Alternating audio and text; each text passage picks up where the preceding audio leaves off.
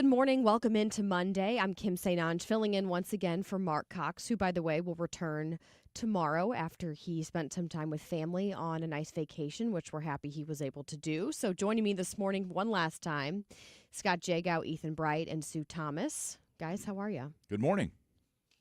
Morning. Yeah, I know you were camping, Ethan. How was that for the 4th of July? It was great. We had perfect weather.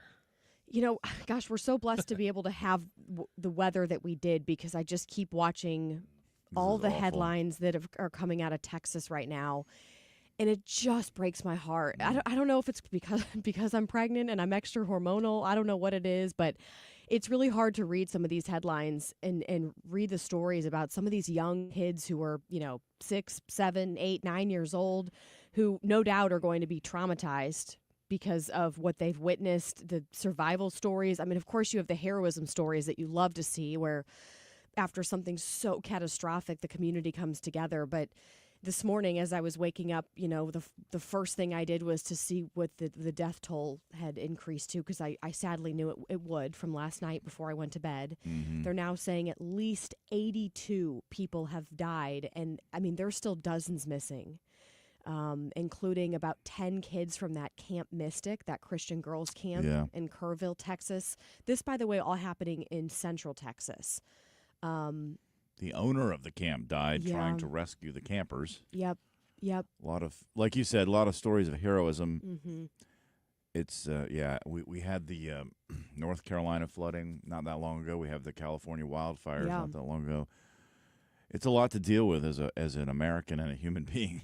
This has been a heavy year for so many of us. I mean, it's been great in a lot of ways, but it's also been really, really heavy. And I mean, this is something, and I know a lot of like, for example, Governor Greg Abbott out of Texas, I mean, they were just talking about how unprecedented this is. I mean, you think about the water levels and how quickly they were rising. And there was a gentleman I heard who was doing an interview who said that morning, so this is July 4th, Friday morning at like 4 a.m., he had gone out on a jog. Well, I guess he said it was like 3:30, 4 a.m. He'd gone out on a jog, and, no rain, river levels were completely normal. He goes home, he gets, showered and changed, ready for work or something. And by the time he was showered and ready to go, the river levels had gone up 26 feet in just 45 minutes. I mean, we're talking, they were saying at the highest point, it was about a 2-story building. So you think about all these young girls. But by the way, Camp Mystic is just one of the camps that sits along the Guadalupe River, where completely went out of its banks and a lot of this devastation happened. But there were a number of camps that were along that river that these kids had to be rescued. And I know they've rescued some 850 people, and hopefully that number increases, the amount of rescues that are still happening. But unfortunately, with it having been this many days out, you just don't know if there are many survivors at this point. Did you hear that story about there was a story that came out, it was getting shared all over the place, about these 2 girls who had been rescued and were found like 30 feet up in a tree? Well, it turns out that was not even real. So that's the other hard part about this, is that people are sharing. I don't know how that got circulated so quickly, or who made up the story. They thought they saw it. I have no idea. But I just know that I saw that story yesterday, and I remember my family and I were all together celebrating our nieces and nephew's birthday, and we're all happy, like, oh wow, that's such an amazing thing, and then only to find out hours later, no, I guess someone made it up, or who knows. So we have to sadly differentiate between some of these stories that we're seeing on the news. Obviously, that's the big story we're following, the big, beautiful bill. The other one that was not only passed, but then we had Donald Trump sign that. He was actually signing that while he was celebrating the 4th of July at the White House, which was a really cool thing to see. Later on this show at 6:20, we have Hans von Spakovsky with the Heritage Foundation. He is our legal guru, and I want to talk to him about what that federal judge did the last week, where they were blocking Trump's executive order that was trying to limit access for these illegals to claim asylum, to pour across our southern border. Plus, the Supreme Court has already come out and agreed to hear a number of cases when the session starts back up in October, so I want to pick his brain about that. Checking in on the market. Trump's talking about tariffs and a new deadline. What kind of an impact is that having? And then in the 8 o'clock hour at about 8:08 or so, we have Congressman Eric Burlison. He'll be live with us talking about the big, beautiful bill. And of course, Elon Musk, who has now officially said he'll be starting the America Party. What does that mean moving forward? Will this hurt the Republican Party? Will it divide us? Will we lose some of the supporters? I think yes. I'm curious to get his take on that. Ethan, let's get to our shortlist right now, though. The Marc Cox shortlist. There could be a Gaza deal next week. How optimistic are you? Very optimistic, but, look, it changes from day to day. It's been changing for years. Benjamin Netanyahu will be actually meeting with Trump at the White House today, talking about that deal, trying to come to some sort of an agreement on a ceasefire. My understanding is Israel has said, look, we'll do it. It's Hamas, the terrorist group that started this on October 7th a couple years ago. They're the ones that have all these crazy demands and have been holding back on this deal. President Trump's going to be sending letters to some of our trading partners saying that if you don't move things along, then on August 1st, you will boomerang back to your April 2nd tariff level.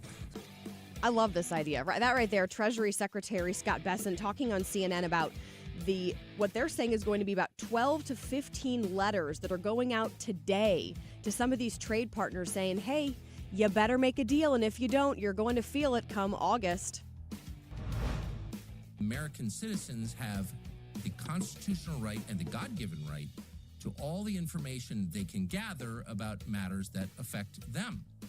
If their country is doing something with their money in their name, they have a right, an absolute right, to know as much about it as they can. And that would include hearing from the people they're fighting. Yeah, I agree with what Tucker Carlson is saying. Yeah, I think Americans should absolutely have the ability to do that. I support that as a journalist. But he is getting a lot of pushback on this interview because he went out and he interviewed the president of Iran, and he's saying he didn't even bother asking questions like, hey, were your nuclear facilities, were those completely destroyed in the bombing? Because he says he knew he wouldn't answer honestly anyway. The flood started getting bigger, and it was going up to, we have bunk beds in our cabins, and it was going up to the top bunk, and we had one choice, and we had to swim out of our cabins. I just can't imagine. I mean, those are the kinds of stories I was talking about, Scott, where you hear these young kids who, by the way, are so well spoken. I can't believe they were able to keep their composure like they were after having gone through that. But talking about having to escape one of the nearby camps from Camp Mystic. Yeah, so much innocence lost in this tragedy. In fact, CNN's Pamela Brown actually was a camper. I saw that 20 years ago at Camp Mystic, and now she's reporting on it. She's there. That would be very surreal to be in that position. Yeah, it just breaks my heart. And there's so many people. Like I said, I think the latest number I saw was at least 41 people are still missing. I mean, they have the U.S. Coast Guard. They have so many first responders who have poured into that community. Thank goodness. A lot of volunteers who are searching with helicopters and drones. Now, obviously, you're limited with airspace. You can't have a ton of them up there at one time, but they have every single, they said, helicopter you can possibly have safely up in the air. They have people diving in the water, going through the riverbank. I mean, trying to figure out if they can find any survivors. I want to play this clip for you. This was the Texas Governor Greg Abbott. This is clip 4, his message to the state agencies involved in this. Well, I want to say this. My instruction to every state agency involved in this is to assume everybody who is missing is alive. And there's a need for speed. Not just every hour, every minute counts, which is why there's people in the air, people in the water, people on the ground right now, because they're looking to save every last life, and we will not give up that effort.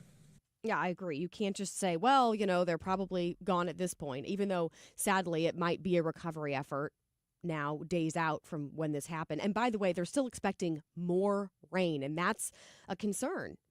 People are blaming the National Weather Service, trying to say that they didn't send out enough warning, but everything I have seen, including from the National Weather Service right there in the Texas area that would cover that area of Kirk County, Texas, which, again, by the way, was the hardest hit area, they're saying they actually brought in more staffers. They normally would have 2. They had about 5 or so people that day. A number of local meteorologists in the Texas area have come out and said, guys, we did everything that we could. We sent out warnings. We were talking about this, but nobody, they say, could have predicted how quickly these river levels were going to rise. And you're talking to a meteorologist later from the National Weather Service, right? That's right. I'm glad you reminded me of that. We have Ben Herzog with the National Weather Service here locally who we'll be talking to at about 8:47. Because my question, Scott, was, people are saying, and I do know that they don't have a flood warning system. Some of the residents says, I wish we had like a siren, like a tornado siren that got people's attention and told them, get out. This is serious. What do we have here? What protocol is in place? If something like this were to happen, because you think about the 1993 flood in the Chesterfield Valley, nothing like what is going on in Texas, but still, widespread devastation. What is in place? What happens? So those are the questions that I want to ask again. That will be Ben Herzog with the National Weather Service at about 8:47. All right, we do need to take a break. When we come back, I want to talk a little bit more about this big, beautiful bill, Elon starting the America Party. And I don't know if you saw this, Scott, but there was something that Trump said while he was in Iowa, Des Moines, Iowa, this past weekend that is getting a lot of people talking on social media, trying to say that he's basically racist and hates Jewish people. So we're going to dive into that right now, though. Before we get to our break, who has our national anthem? One Miss Leanne Rhymes. Oh, say, can you see by the dawn's early light what so proudly we hailed at the twilight's last gleaming, whose broad stripes and bright stars through the perilous fight o'er the ramparts we watched were so gallantly streaming, and the rugged red glare, the bombs bursting in air, gave proof through the night that our flag was still there. Oh, say, does that star-spangled banner yet wave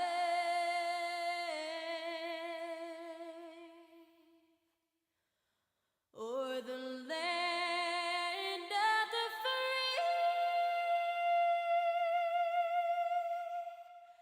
and the home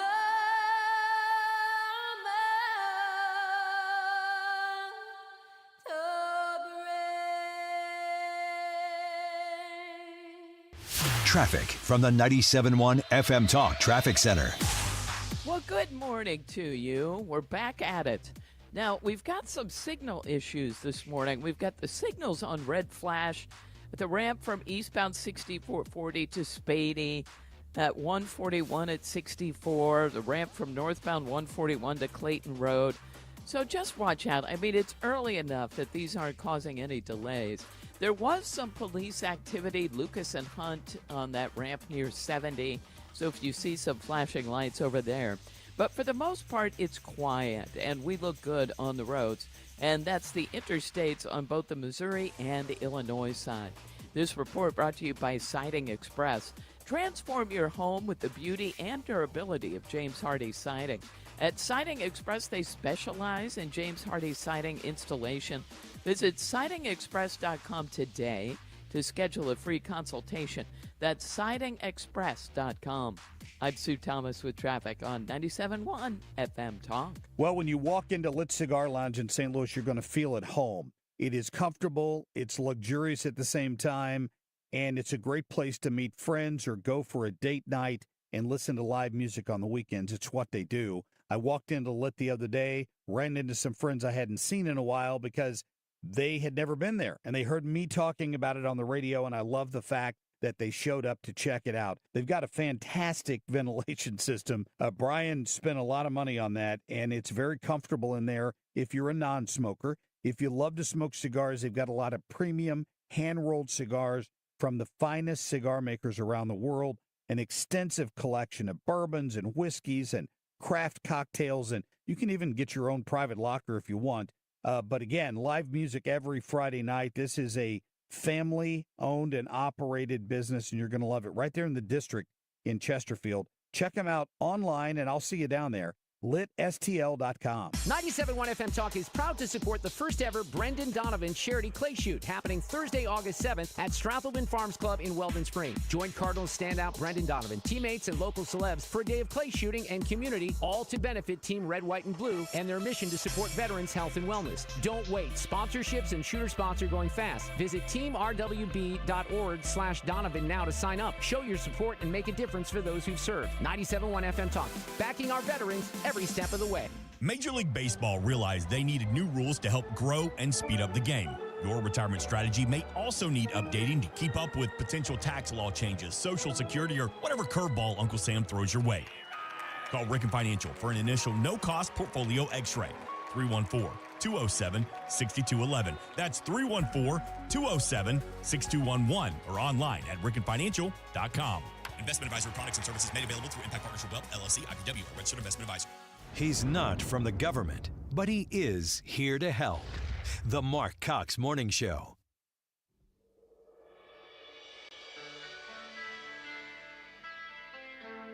Find everything Marc Cox at 971talk.com/Cox.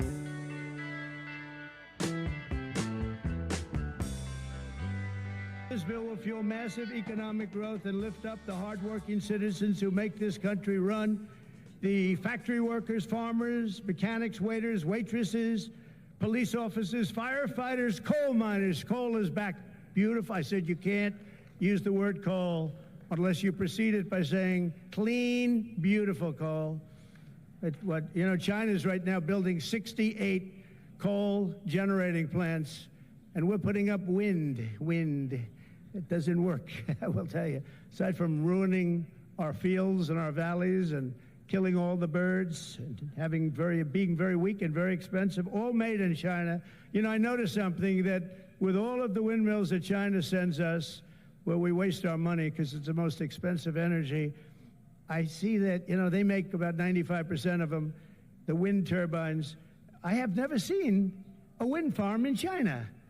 Why is that? Somebody check that out. Tom Emmer, would you please check that out? I think it's a fair question Trump is asking. We get them from there. Why are they not then implementing them there? Is there something that we don't know about these wind farms, these wind turbines that you see everywhere now? That was Trump defending, of course, the big, beautiful bill after it passed, thankfully, in the House, and then Trump signed it on Friday. Now, who's not happy about the fact that that was signed into law is Elon Musk. And if you remember, we were talking last week about he put up some poll on X saying Independence Day is the perfect time to ask if you want independence from the two-party, some would say uniparty system. Should we create the America Party? About 65% said yes, 34% said no.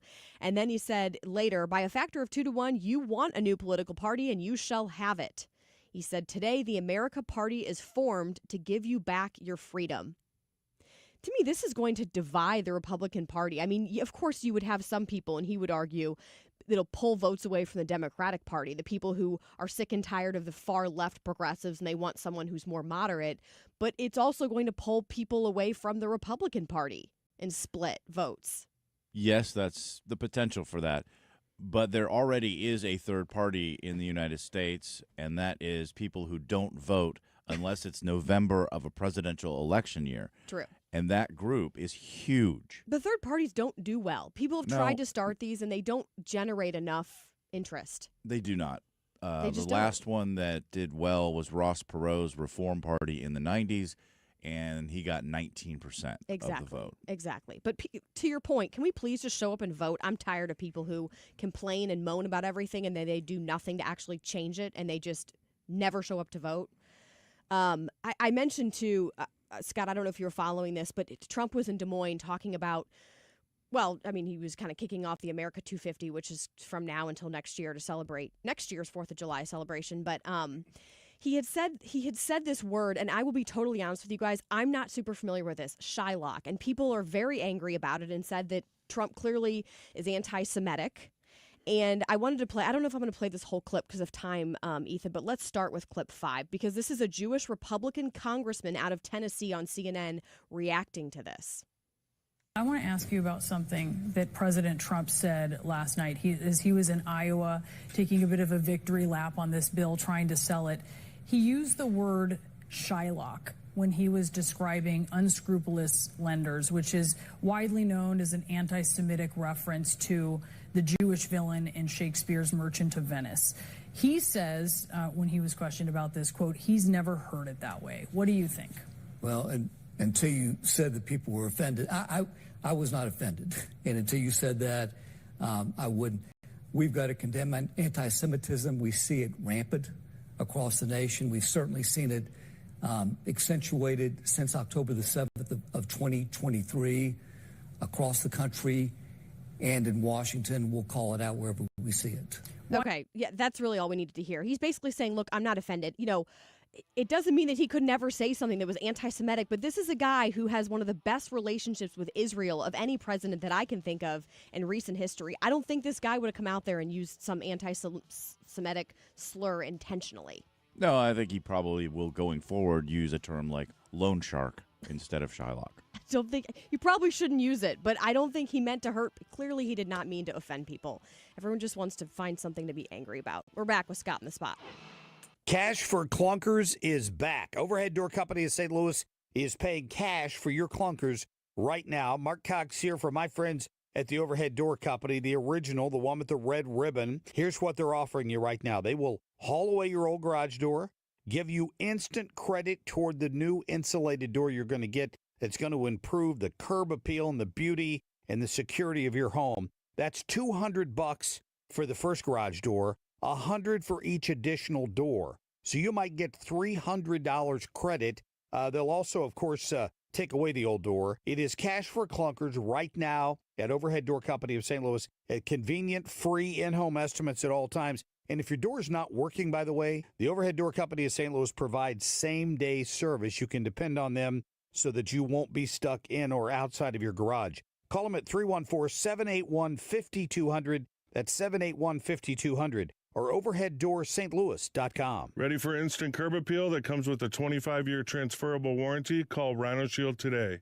We do brick, block, stucco, asbestos, aluminum, steel, cedar, and more.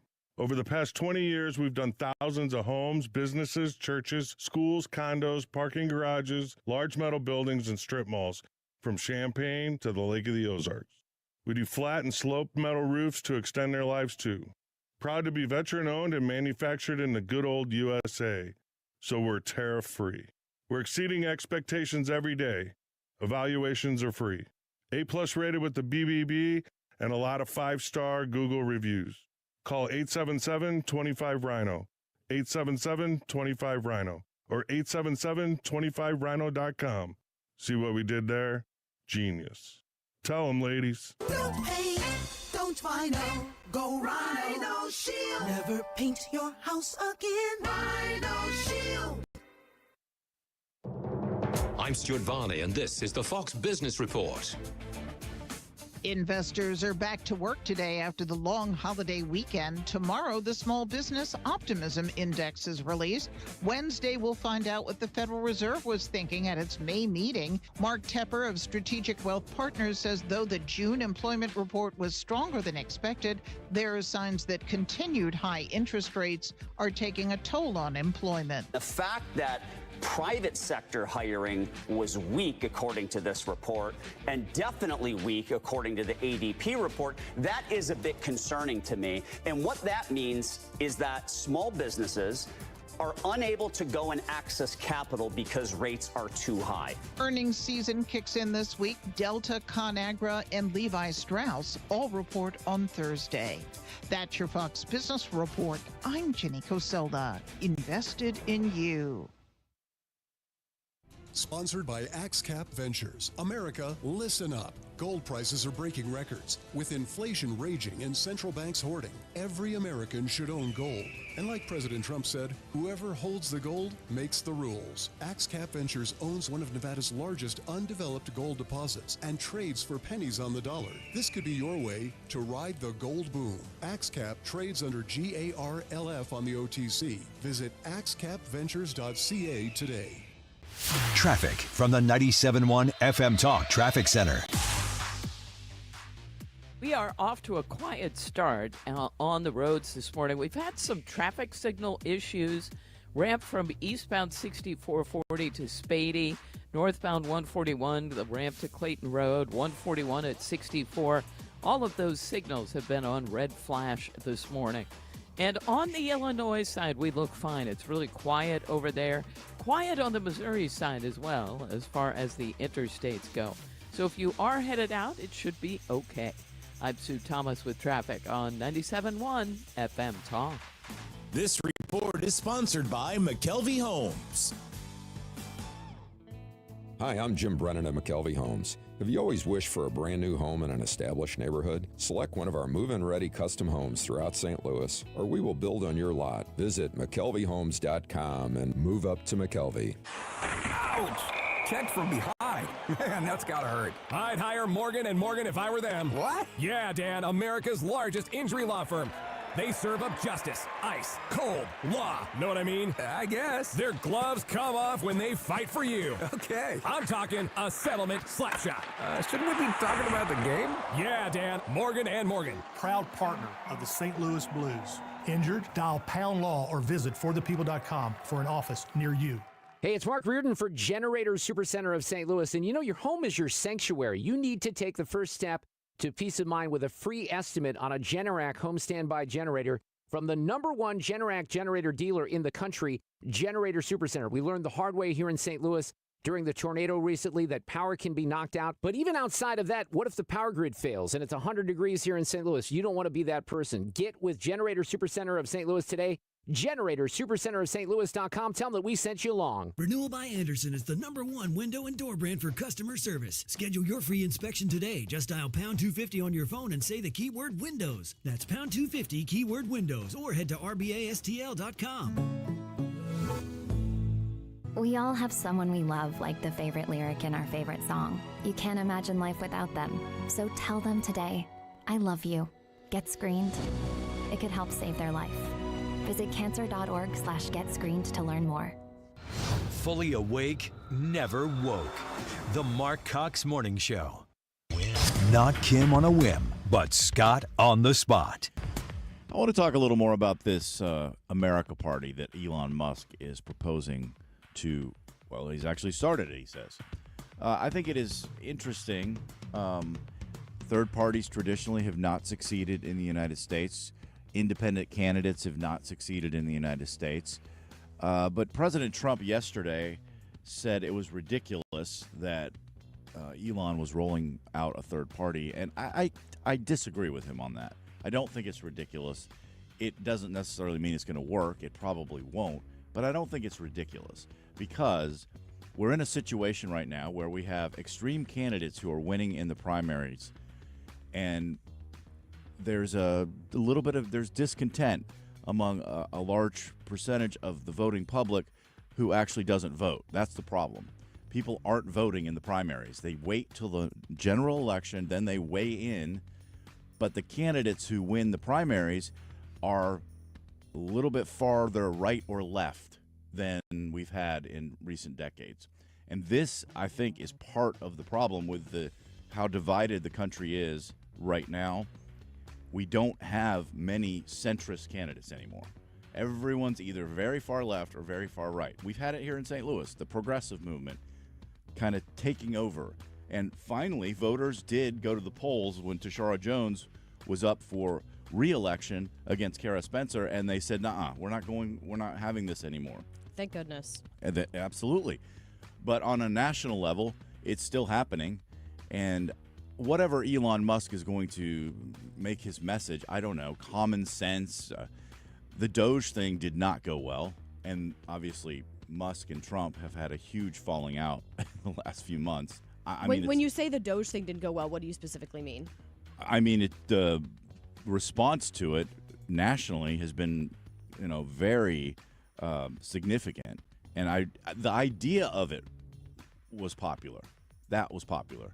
The execution was not. See, I love what they've done. I think that they've done a phenomenal job at cutting fat, for lack of a better word.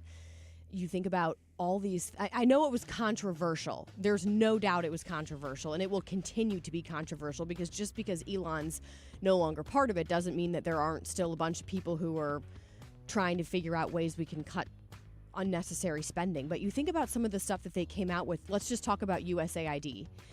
And they've said last week that they're essentially dissolving that. But it was such unnecessary junk that we were funding. And we have no clue until they unearthed it because of Doge. We had no idea that we were paying for this junk. Like, Sure. What was it, a trans opera in some foreign country? Like, why are we spending our tax dollars here in the United States to support something like that? Yeah, that story is still a little suspicious. I'm not sure that's true. But, yeah, no, the principles of Doge were definitely very popular. Elon Musk was not. And the way he went about it was not. The principles of it were.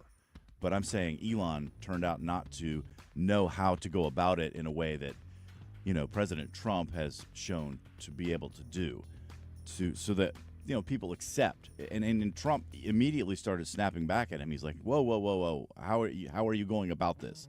So I find it interesting, though. The biggest thing for him is he's got a ton of money. I mean, he's the world's richest man, so he can do whatever he wants. And you can't just start a political party from the ground. You have to start it usually from the ground up. But he's way above the ground. That's the thing. He has so much money that he can, probably get some sort of grip, at least for one election cycle, with his ideas. So I do think that there will be people who will gravitate toward his party, and whether they're Democrats or Republicans, I don't know. You said earlier you think it'll be Republicans. That seems logical. I'm not sure. I think both parties will be hurt, but I think the question you have to ask is which party will feel it more, and I think it will be the Republican Party. And truth be told, I believe Elon wants that. I believe that. I mean, because he came out with this tweet about, I'm starting the American Party. I mean, I think hours after Trump signed the big, beautiful bill. Mm-hmm. He's really mad about this. And I understand. I get his frustration in the sense that it's going to add $3.3 trillion to the deficit. Look, I don't like that either. I have been so clear about this big, beautiful bill that I think there are phenomenal things in this bill that, to me, they were phenomenal enough that they outweighed the bad, and I still was in full support of it passing. But that does not mean that I like everything about it. I'm tired of lawmakers on the federal level and the local level here in Missouri. We just spend and spend and spend, and we don't talk more about ways to cut. I'm tired of that. But at the same time, I feel like Elon is also mad about this whole stuff in the bill related to the EV mandates, and he doesn't like that because it hurts his business. I understand that, but I feel like this is him acting like a 5-year-old and just being like, well, you're not invited to my birthday party. He's mad at Trump for doing this. He feels probably betrayed is the word that comes to mind. And so I feel like he's doing this out of spite to hurt Trump, to hurt the Republican Party. People with power and money often do things out of spite. I mean, it's just the way human beings operate sometimes. I want to see it play out. I thought the poll was interesting. It said 40% of people who were polled would back the idea of Musk's third party. But in reality, when they go to the polls, they vote Republican or Democrat. Mm-hmm. I mean, that's just the way it is. And I don't necessarily agree with the idea of a two-party system. I don't think that's necessarily the healthiest way to operate in a republic. I think more options is better. But traditionally, people do not vote independent. So I'm looking at his X feed right now, and he's still talking about all the different things that the America Party will be focused on. It says reduce debt, responsible spending only. Well, obviously we all like that. I mean, these are things that most of us support. But the problem is that that's why you have stuff in the big beautiful bill, for example, that we're all angry about on both sides. You're never going to have a bill that's going to perfectly please one side, because there's a reason there's a balance of power. Because you gotta, unfortunately, I guess, because we don't love it, but you have to compromise. So we're naturally going to have stuff in any bill that we're not super jazzed about, but the trade-off is that you do get some of the stuff you like, and you use that as the starting point, and then you try to work it from there. Like, for example, with these Republican Congress members, one of them, by the way, being Eric Burlison, who we're speaking to at about 8:08, they were concerned about the changes that were made on the Senate side. But it sounds like, and this is a question I want to ask him, did you talk to Trump on the phone? Were you one of the Congress members who Trump called to say, hey, I'll offer you this, I'll try to pass I'll get this executive order issued as a way to kind of soften the blow and say, hey, please vote for the big beautiful bill, we have to pass this? Yeah, I don't know what was going on behind the scenes. Obviously something, because it ended up passing pretty easily in the House. It was razor thin in the Senate, and that it to the point of where the votes are going to come from for this party, if they are America Party. The next big election is the midterms, and right now the Republicans control Congress. The question is, will they continue to after that? So if the America Party does steal votes from the GOP, it could end up being that the Democrats control Congress for the second half of President Trump's term. Like, going back to what he stands for with the America Party, it says like they're going to reduce debt. They want to modernize the military with AI and robotics. They're pro-tech, accelerate to win in AI, less regulation across the board, but especially in energy, free speech. Those are more in line with the Republican Party platform versus the Democrats. So I don't think he's going to win over a lot of liberals. No, I don't think so either. And that's why I'm saying it does matter. And the fact that the bill passed last week is huge for the president, because in the midterms, after the midterms, if the Democrats do regain some control of Congress, it's going to be very difficult for him to pass things like that. Yeah, I agree. You kind of making the comment, which I do get what you're saying about there's like, you have like the far left, and then you could also argue it's the far people, the very conservatives, which I would more be in line with the very conservative people. But I feel like, this is speaking from my perspective, I feel like we almost had to be that way to counter some of the junk, for example, that Biden put in place. Like, he was allowing men in women's locker rooms and allowing the boys to change in front of the girls and pushing all this stuff on us that we didn't agree with, and forcing kids to deal with this stuff in school. And so I feel like we had to counter that. And so it made it seem like we were more extreme on one side. And again, I'm only speaking from my perspective, but that's kind of how it feels. Is like people went so far left that I feel like to counter it, we were like, okay, well, we have to push back. And now it feels like we're on two totally opposite sides of the spectrum. Yeah, my only point was that so few people vote in the primaries that it does. They tend to vote for the candidates that are on the far right or far left, as opposed to when you get more people, you have more of a middle. There's not as much middle anymore. I wonder what will happen next year with the primary, because that will be big, and people are talking about what kind of an impact will the signing of the big beautiful bill have. Will that help Republicans? Well, they have about a year or so to try to prove that this is in fact a good thing. Yeah, it's going to be here before we know it. Yeah. And what will the voter turnout be? Let's just hope it's not like the school board elections, because that's pathetic. Well, the election we had last week, there was a election for 8th Ward here. It was 14%. Now, obviously, presidential elections generate much higher turnout, but relative to turnout for decades has been low. You can't complain if you do nothing about it. Yeah, I mean, that's the one thing Americans have in their hands that they can do. Vote. Let's not take this for granted. Some people would die to be able to actually have their voice matter and mean something, and we just take it for granted and say, well, I don't know, I was really tired today. I couldn't make it. I didn't want to wait in a long line. Bring a lawn chair. I mean, there are ways to go about that. I mean, I'm so tired of excuses. Coming up on the other side of the break here in about 3-4 minutes or so, Scott, you mentioned this in your headlines, but I wanted to dive deeper into it. This whole debacle with the fireworks in downtown St. Louis, because I saw some crazy video over the weekend. I just infuriated me knowing that these, well, for lack of a better word, idiot teenagers are doing this and they're celebrating it and thinking it's funny, and people's, quite literally, their lives were in danger and businesses. We're going to talk about that when we come back. Traffic from the 97.1 FM Talk Traffic Center. Good morning to you. We are off to a good start on the roads. It's really quiet out there so far. So if you are headed out Missouri or Illinois side, it should be fine. Well, road work kicks back in today. And on 70 from 9 o'clock this morning until about 3:30 this afternoon, crews plan to close one eastbound lane right there at 270. So if you are an eastbound 70 driver, just expect that lane down starting at 9 this morning. And of course, they will pick it up by rush hour this afternoon. Quiet on the Illinois side as well. I'll let you know if something comes up.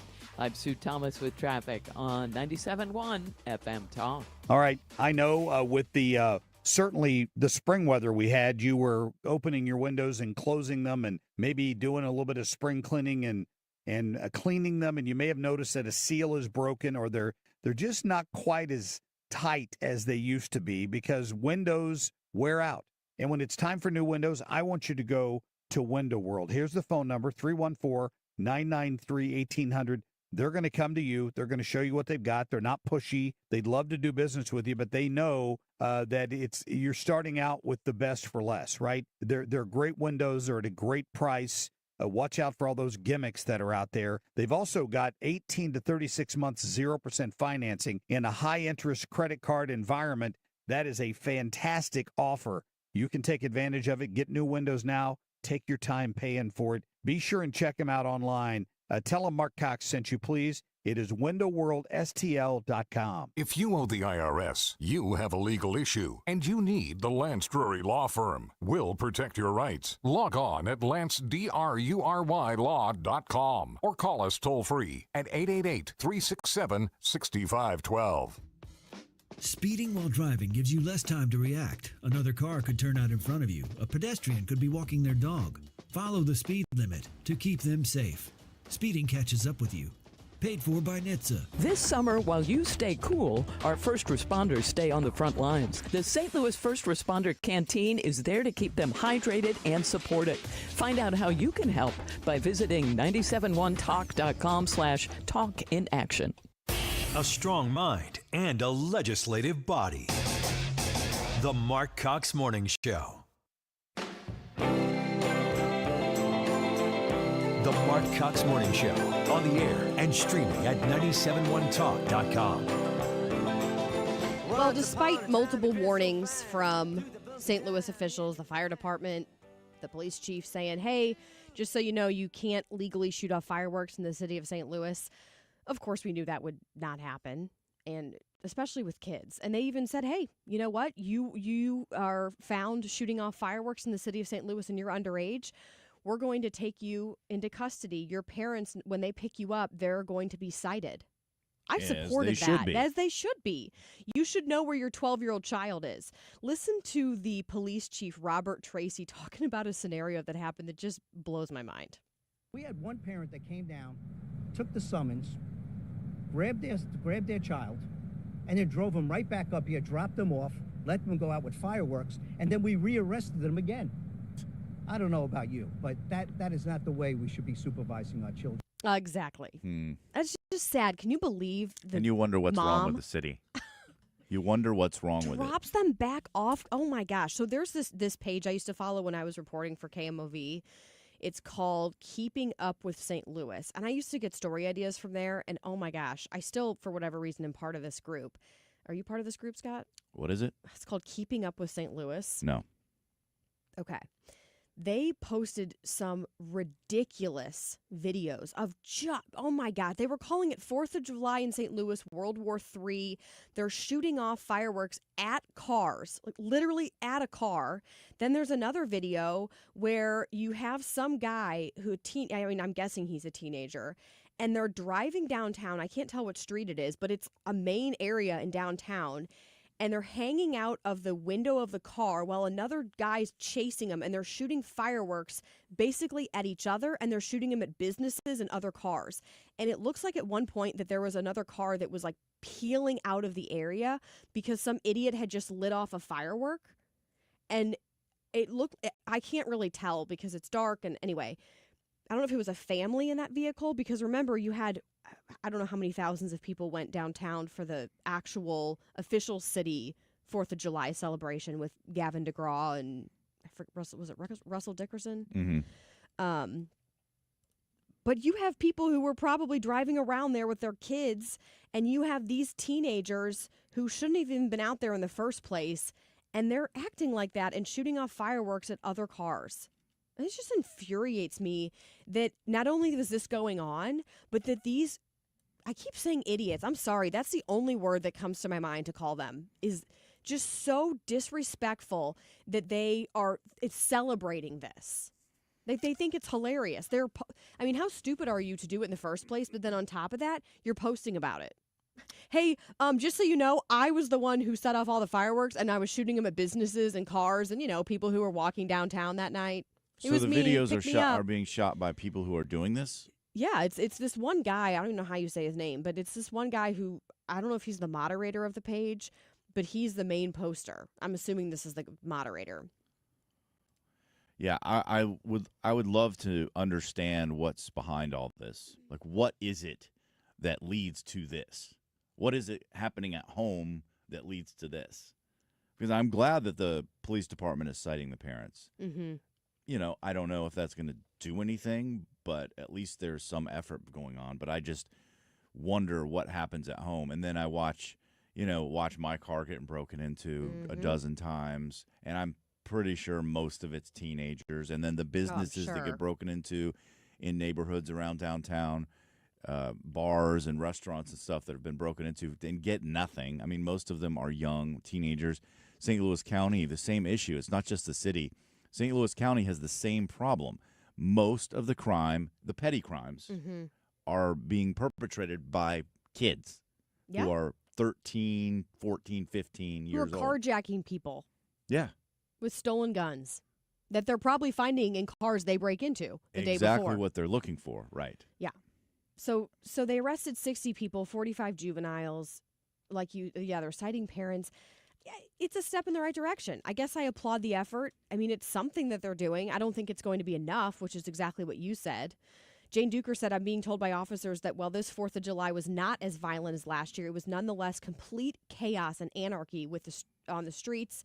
There's clearly not enough officers to control the crowds who gathered to cause damage and injury. Citing 60 parents is a drop in the bucket. Well, I'd like to give the police some credit because they are working with very limited resources. You had Tashara Jones when she was in office, who was vehemently against the police, and she tried to make it look like it was a good thing by giving some of them raises, but what she did was she cut a lot of the positions, and I'm assuming she took their salaries and divvied it out as raises. I'm in full support of raises, but I would venture to guess if you did a poll of some of those police officers and you asked them, would you rather have a $1,000 or $2,000, it couldn't have been much, a small raise, or would you rather have had 200 more officers, which, by the way, is still not as many as they need. They need like 400 more officers to be fully staffed. Would you rather have that, or would you rather have a small raise? I bet you a good amount of them would say they'd rather have more people on the streets to help them do their jobs and to feel safe about it. Backup. I also think that the circuit attorney's office has a lot to do with the fact that crime is down statistically in the city. Violent crime, 20%. Murders down 17% the first half of this year because Kim Gardner was an absolute train wreck disaster. Awful. And if you couple her with Tashara Jones, I probably couldn't come up with two people who were more incompetent at their jobs in any city in America at the same time, and we had them at the same time. They were a disaster. So the fact that crime is down isn't surprising, but the circuit attorney, Gabe Gore, has done an excellent job. And in the county, also very good job of reducing crime rates. But again, teenagers are still a massive problem in both jurisdictions. It's, yeah, like you said, it's still a big problem. And I can tell you what I think the solution is, but clearly, even Kara Spencer, who I think is better than Tashara Jones, she says she's pro-police, but she needs to be pouring money into that department. Why don't we take some of the Ram settlement money and put it into the police department? I do not understand why that was not they're not going to spend the Ram settlement money. They're just going to let it sit there for 12 decades. Collect interest. That of all the things that were brought up, that was not a single suggestion that I heard made was, why don't we invest in the police department, to keep us safe? Make it make sense. Please. That's how you address the issues that are going on in the city. I'm Kim St-Ange, in for Marc.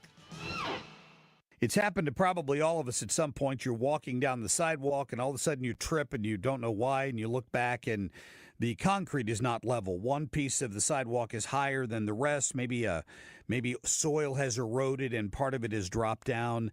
What it needs is a polyjacking material applied under it, and that's what they do at Home Shield Foundation Repairs. My friend Matt Hayes is an expert on foundations. That's what a slab of concrete is. It's a foundation. If it's in your driveway, if it's a front porch or a back porch, he's shown me video of being able to fix the concrete that was poured around a backyard pool where it had started to erode because soil changes over the years, and sometimes it creates a void and things start to sink. Polyjacking will fix that. Let Matt come out and take a look at your situation, and I'm sure he'll fix you up. Tell him you heard me bragging about him. You can see a video of what they do on their website. That's HomeshieldFoundationRepairs.com. When you're approaching retirement, there are a lot of questions to answer. Do you have enough money to fund your income for life? How should you claim Social Security? And what's your plan for health care and long-term care? Hi, I'm Eric Robert, Director of Investments with the ClearPath Wealth Management Group at Stifel and host of On the Money Saturday mornings at 11 on 97.1 FM Talk. Don't leave your retirement to chance. It's crucial to understand and address relevant risks before you retire. Our team can help you get organized, guide you through critical retirement decisions, and create an investment portfolio designed around your needs. To schedule your free retirement plan consultation, go to clearpathinvesting.com. That's clearpathinvesting.com. Or call us at 636-695-2650. That's clearpathinvesting.com or 636-695-2650. Stifel Nicholas and Company Incorporated, member SIPC and NYSE. We, without hesitation, recommend that anybody work with ThrottleNet. The experience will be as good as it's been for us, for anybody, because you'll get a true partnership and you'll be able to rest easy that you're going to get the service that you need while they're also doing all those things that you don't want to have to think about, that you don't want to have to worry about. They're always doing that in the background for you. Don't wait for your next IT crisis. If your business depends on technology, you need a partner that's got your back. Contact ThrottleNet.com to get a free IT evaluation and see how we can support your IT everything. When a parent struggles with addiction or dies from a drug overdose, what happens to their children? Far too many end up in foster care, unable to ever return to their birth homes because it's simply not safe. The Dave Thomas Foundation for Adoption is fighting the clock so that teens don't age out of foster care, leaving them at a higher risk of addiction and other negative outcomes that can happen to a child without the love and stability of a permanent family. Learn more at davethomasfoundation.org. KFTK FM Florissant from the Kaufman Townsley St. Louis's Injury Lawyers Studio. Call 314-500-5000. That's 314-500-5000. All on the free Odyssey app.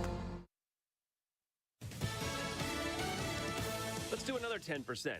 I'm Chris Foster. Fox News. President Trump is threatening an extra import tax on members of the BRICS alliance, a 10-nation group including Brazil, Russia, India, China, and South Africa, and says letters announcing trading partners' tariff rates start going out today. He's pushing them to quickly make new deals before a Wednesday deadline. I think we'll have most countries done by July 9th, yeah. The letters warn countries that the higher tariffs could kick in as early as August 1st. But in true Trump fashion, he's also hinting he could extend the time for deal-making. Daria Albinger, Fox News. Now 82 deaths confirmed in Friday's flash flooding in central Texas. The frantic search continues for missing campers and a missing counselor from Hunt, Texas's Camp Mystic.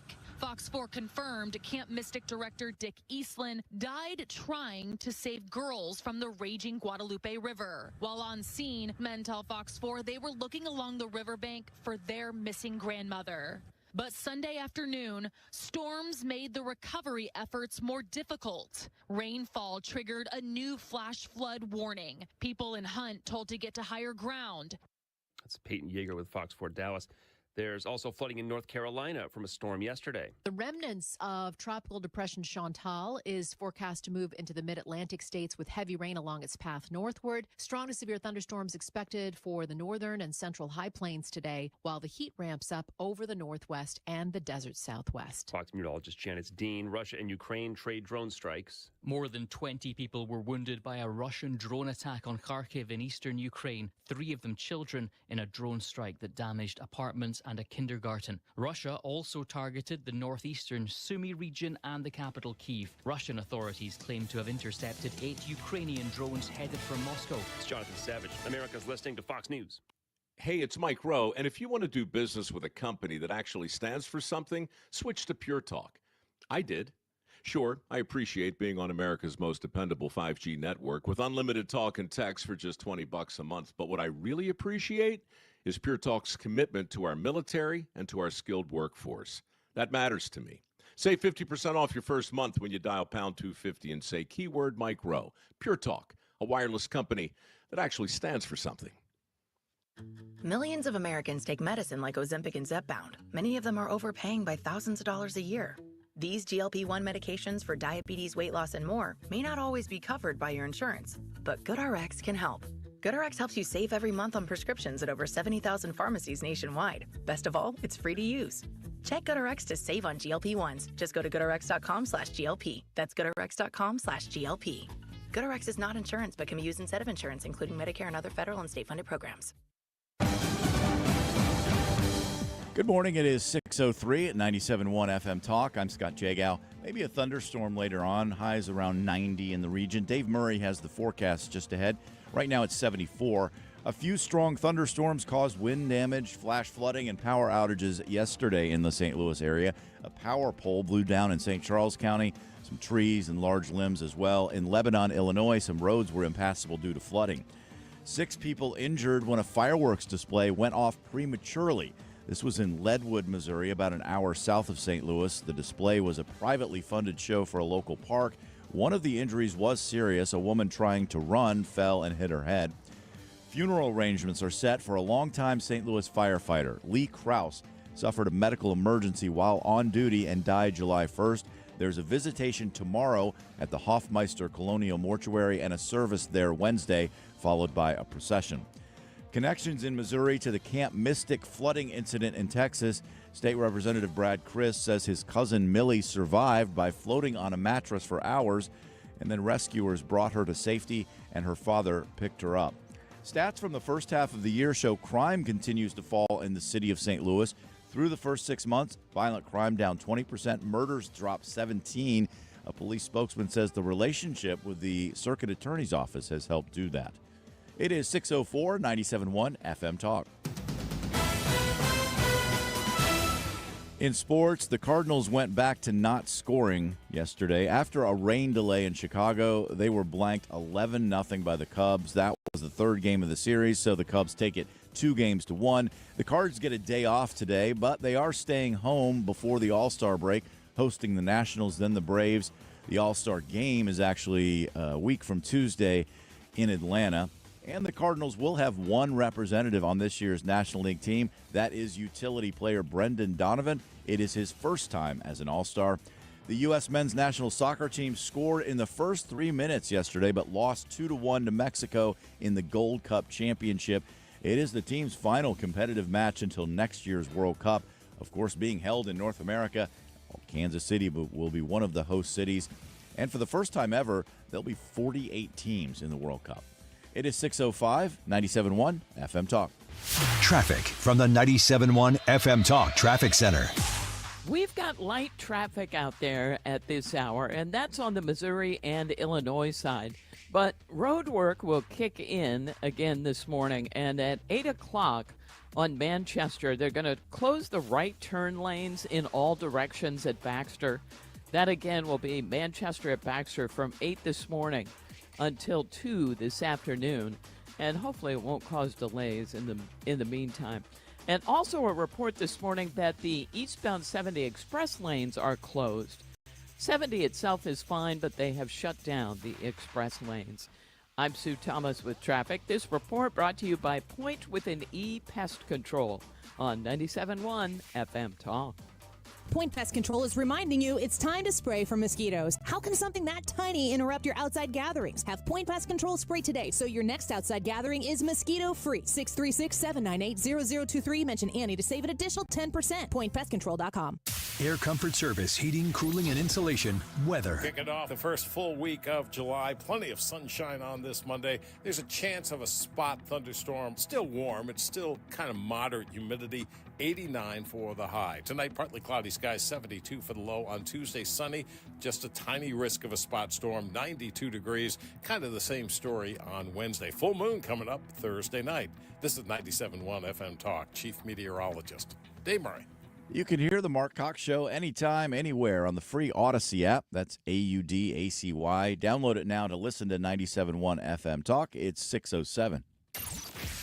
The Marc Cox Morning Show is brought to you by Thomas Helbig and Bob Kershaw with the Retirement Advisory Group, retirementkey.com. The Marc Cox Morning Show. Listen to both sides. The bottom line is, I respect that. We don't agree. You're listening to the Marc Cox Morning Show. Just to find a voice. Who is this guy? He's saying what we've been saying forever. I don't know how to put this. Marc Cox. I'm kind of a big deal. Well, it adds excitement, doesn't it, folks?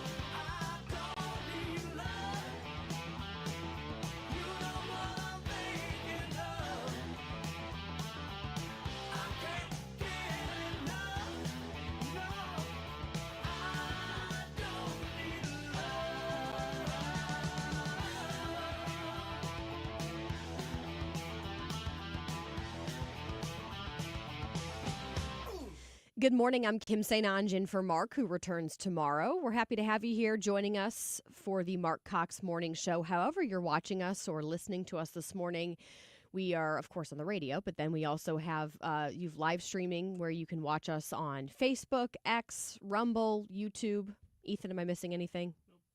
Speaking of Ethan Bright here in studio with me alongside Scott Jagow. Sue Thomas is tracking any issues that could be slowing down your morning commute. We have been tracking all of the devastating updates out of Texas. Death toll is now at 82, and I would only imagine that number would climb because there's still some, as of yesterday afternoon, there's still some 41 people who are missing.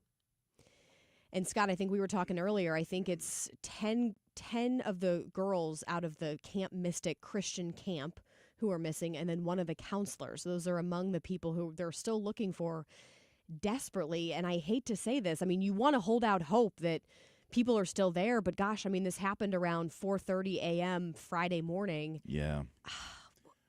I would bet there are some survivors that they will find, but it can't be that many at this point. No, I unfortunately, those waters were so swift that I don't know how anyone can survive in them. They were saying the river level, the Guadalupe River, 26 feet in a matter of 45 minutes. So imagine the water level going up 2-story buildings high. Some of these camps, because it wasn't just Camp Mystic, they had like 750 campers who were there at the time. And so many of them, thankfully, were able to safely get out. But quite a few of the deaths have been there in Kirk County where that camp was. But there were a bunch of camps that were scattered along that river. I guess that camp was just the hardest hit. Yeah, that was just a wrong place, wrong time situation. And it's just tragic. Your heart goes out to the families, and oh gosh, it's just hard to talk about. I know. I've been like tearing up reading some of these headlines and hearing stories. Like, for example, 2 brothers who were talking about having to escape the floodwaters. Play clip 1 for us. All of the campers in those cabins had to go up on the rafters, and they had to wait there until they could swim out. And my brother here, he had to swim out of his cabin. The flood started getting bigger, and it was going up to, we had bunk beds in our cabins, and it was going up to the top bunk, and we had one choice, and we had to swim out of our cabins. What time was it? It was like, we woke up at 2. Yeah, we had to wake up at like 4 a.m. But on the way here, we saw all of like The other camps destroyed, like obliterated. And can you tell me how'd you guys get out of there? They put you guys on buses, or did you have Yes, to wait? yeah, we had to get on a bus. Yes, we had to get on a bus. We were in other cabins for like cabins on hills for about 17 hours. So much innocence in their voices, and now you think about what they've witnessed and the trauma that they'll now have. And even they have more rain coming. Think about any time any of those families in that area hears about a potential for a flood or, rising river levels. It's going to be traumatizing, like a PTSD, really. Yeah, I can't imagine what that's going to be like for the rest of their lives. It's just a harrowing experience. Yeah. The National Weather Service is getting blamed, saying, "Oh, you didn't have enough staffing. It's because of Trump's cuts." Well, that is not the case based on what the National Weather Service is saying. They said, "Look, normally we'd have 2 people, but because we were expecting more rain and potential for flooding, we actually had 5 people in there." We've had some local meteorologists from the Texas area who've said this was not their fault. They sent out warnings. They sent them out around, I think it was like 1:30 Thursday afternoon, saying rain coming, potential for flooding. And then even early that morning around 4 a.m., like very shortly before this whole thing happened, they were sending out messages to people's phones saying urgent, urgent. And the problem is if you send out too many, then it desensitizes people. And that's the balancing act that a lot of these agencies, I imagine, have to try to deal with. Yeah, they've been talking about that lately with warnings about tornadoes and, flooding here in this situation, but how people are just ignoring them. Right. You don't take it seriously. Yeah. I admit, I've been like that. It won't happen to me. I get it. Trump has already signed a disaster declaration for Kerr County, and I know Kristi Noem has been in the area. She's been on the ground fielding a lot of tough questions, and I believe Trump's supposed to visit the area on Friday. So I'm sure there will be more to come. There will be updates likely while we're on the air today, so we'll give you any new information that we find out. But just so sad. Again, the death toll now sitting at about 82, and that unfortunately I would imagine is going to climb. I do want to mention we have at about 8:47 we have somebody with the National Weather Service out of St. Louis, Ben Herzog, talking to us live. What kind of protocol do we have in place? Because the other criticism that some of these local officials in Texas are getting is that they don't have some sort of flood warning system. Like you mentioned, a tornado siren. Well, apparently the residents were asked about that if they wanted to support that financially, and they gawked at it, which I get, because until it happens, you don't realize the necessity of it. Totally understand. I would probably be in that same boat. But now maybe things will change, and I'll be curious to ask Ben Herzog with the local National Weather Service, what do we have in place? I don't think we have a siren, but what is the protocol here? Even if you do have a siren, it has to go off. That's right? true. Somebody has to hit the button, which clearly doesn't happen all the time. Yeah. In May, where it didn't go off. And Trump is saying, the federal government said that, look, we're going to update a lot of this technology that relates to the National Weather Service and sending out these alerts. We're going to update that. So, okay, I've talked too long. Let's get to our short list. The Marc Cox short list. Mr. President, this is the gavel we use to enact the big, beautiful bill, and I want you to have that. Are we ready? Are we ready? Yes. And there we go. So Trump signed the big, beautiful bill into law while he was at the White House celebrating the 4th of July. And I believe it was just hours after he signed that, Elon Musk puts out on X, we're going to start the America Party.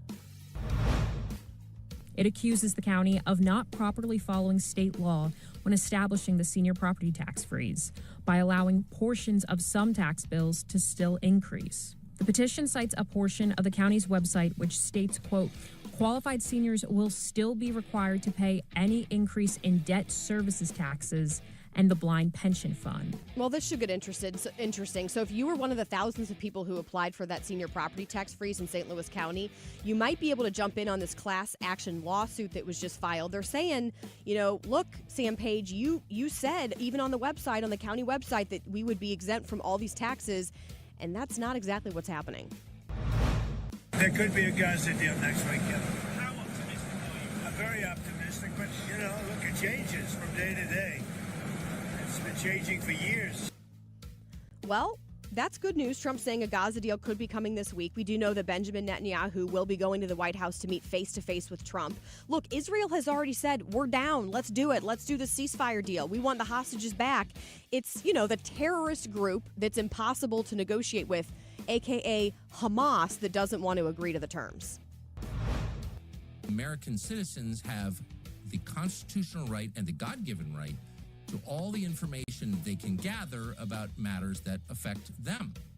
If their country is doing something with their money in their name, they have a right, an absolute right, to know as much about it as they can. And that would include hearing from the people they're fighting.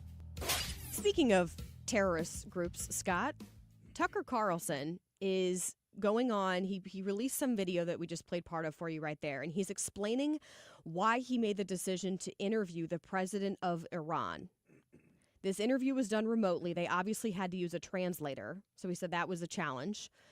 The other thing that is worth pointing out is that he said that there were a number of questions that he felt weren't even worth asking because he knew he wouldn't get a truthful response. Like, for example, when we bombed you the other week, did it actually truly destroy your nuclear facilities? Because that's a big question. How much damage did it do?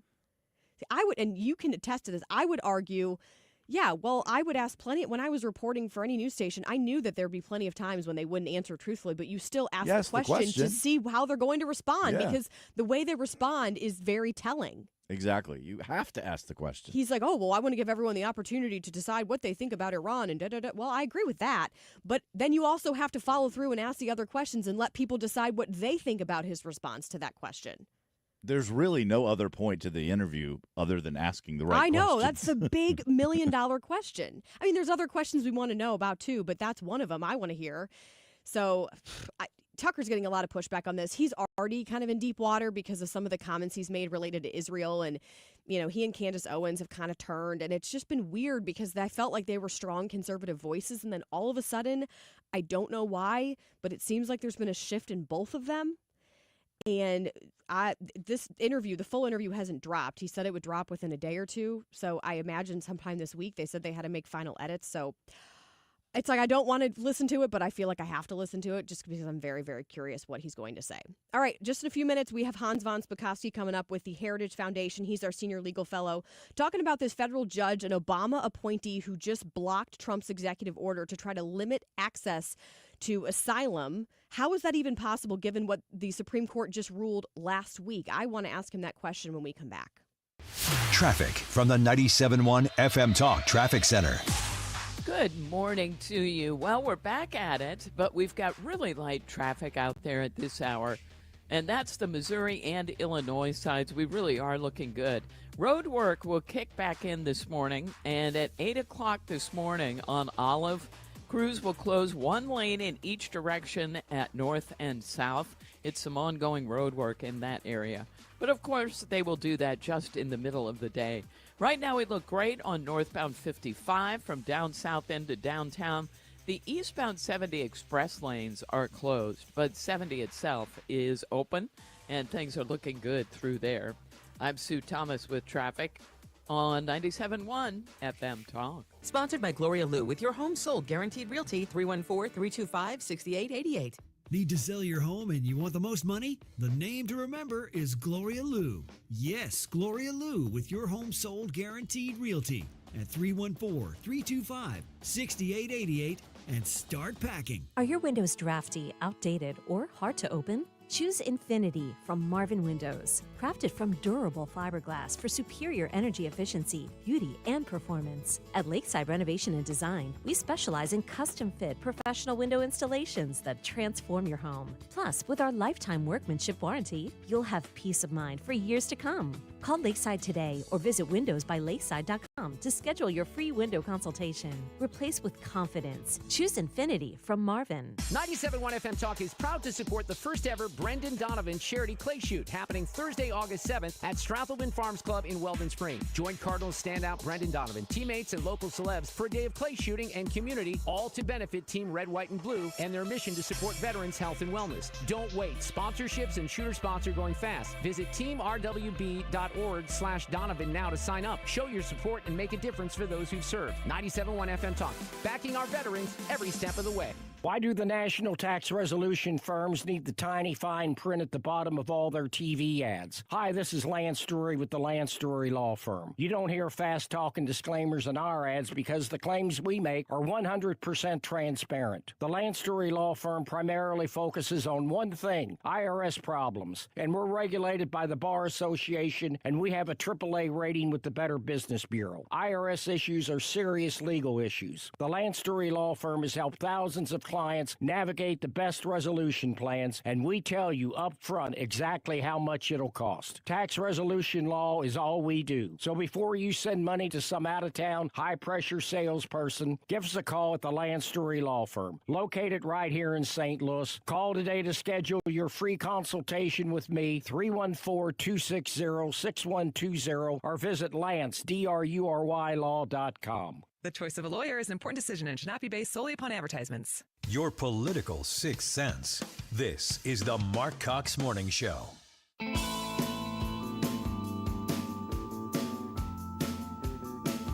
Catch anything you missed today by getting the show podcast at 971talk.com.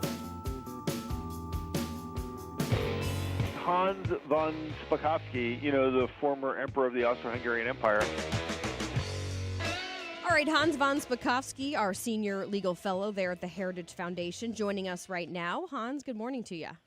Good morning, Kim. How are you doing? I'm good. I'm glad we have you on this morning, as we always do on Monday mornings, and that is because I wanted to ask you about this move by a federal judge, this Obama appointee who blocked Trump's executive order to limit access to asylum for people trying to cross the southern border, because we know how many people under the Biden administration would sit there and claim asylum.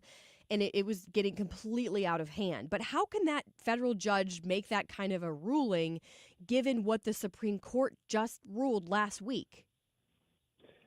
Well, I think it's another example of a judge thinking he's God in his own courtroom, and he can issue an order, and maybe eventually he'll get overturned, but in the meantime, he can delay Donald Trump. I mean, that's what's been happening all across the country. And while people do have a right to claim asylum under federal law, the president also has a right to close the border to any aliens or class of aliens. That's what he's doing. And the Supreme Court upheld that right during his first administration. So it's just another example of another a liberal federal judge going beyond what they can say. The same thing happened last week also with the Biden appointee in Massachusetts, a guy named Brian Murphy, who after the Supreme Court stayed his opinion about,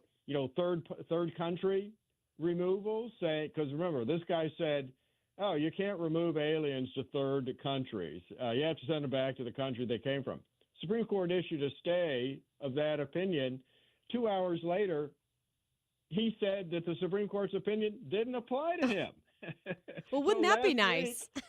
So last week the Supreme Court was forced to issue a second clarification, they called it, saying, no, this does apply to you. But that's just another example of this. So you think that's what we'll start seeing now is these federal judges, in this case liberal since Trump's in office, who are issuing these rulings basically as a stalling tactic because they know that eventually they'll likely get overturned because of the Supreme Court ruling, but that's really not their intent. Their intent is to slow things down?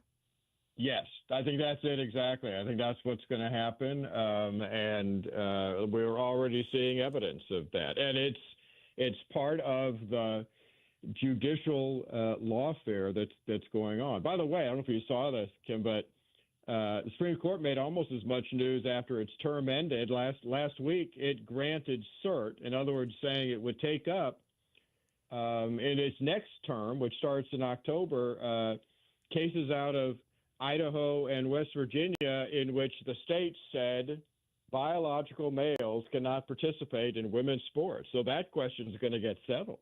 I did see that. So we obviously have birthright citizenship, that one. We have the case, like you just said, with the transgender athletes. Then I saw that they're also agreeing to take up, and I forget which state this was out of, but it was like gender affirming care for minors. It was what else was it? Campaign finance. There was a number of cases. It sounds like they've already said that they'll agree to. I guess it's just a matter of how quickly they get to them.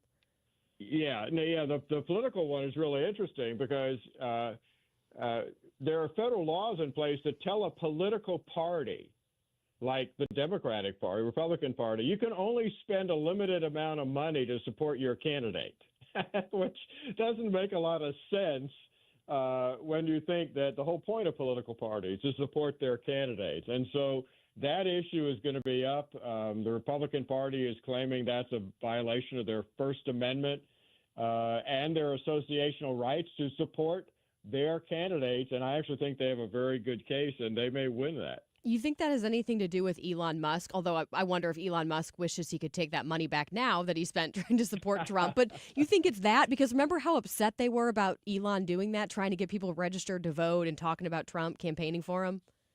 Well, in fact, that's probably not why the Supreme Court took it up. But one of the arguments that the Republicans party is making is that, look, outside committees, political action committees, people like Elon Musk are now spending so much of their own money on politics that it's putting the political parties at a disadvantage. Why? Well, because they're not limited in how much they can spend, but we've got federal law telling us, the political parties, we're limited in how much we can spend.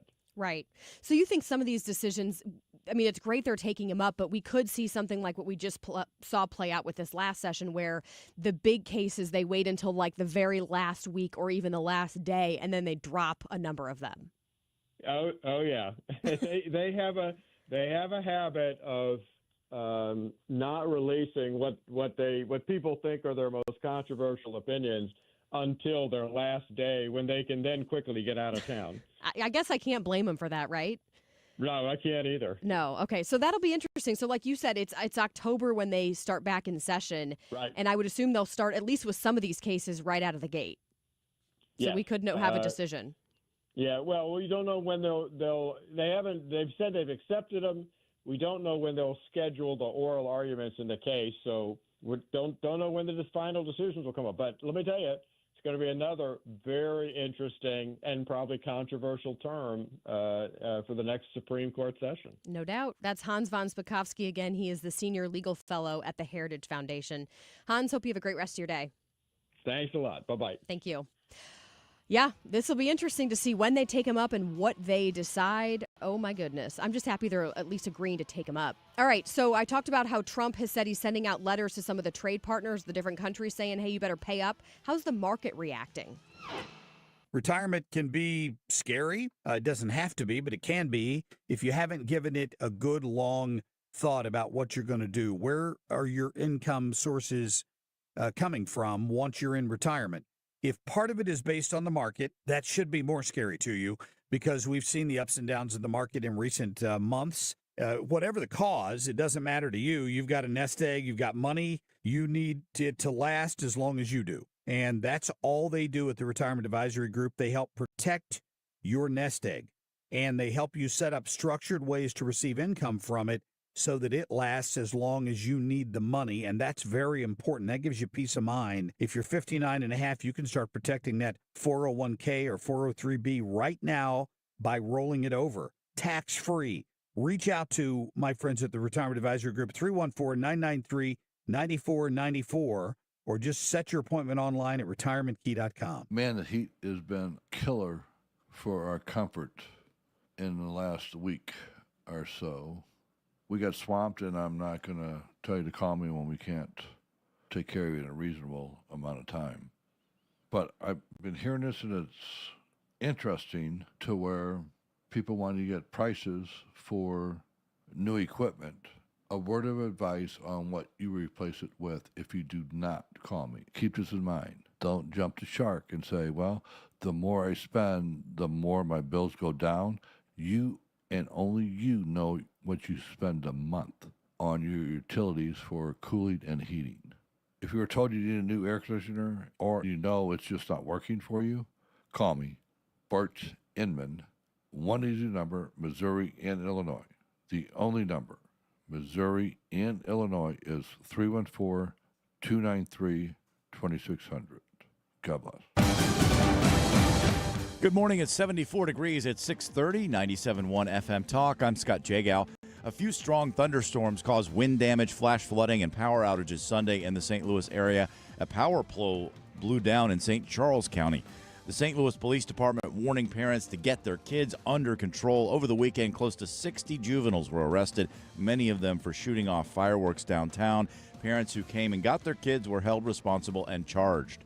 6 people injured when a fireworks display went off too early. This happened in Leadwood, Missouri, about an hour south of St. Louis.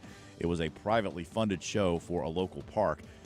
Statistically, crime actually continues to drop in the city here, though through the first 6 months of the year, violent crime down 20%, murders down 17%. The Cardinals drew a blank Sunday in Chicago, losing 11-0 to the Cubs.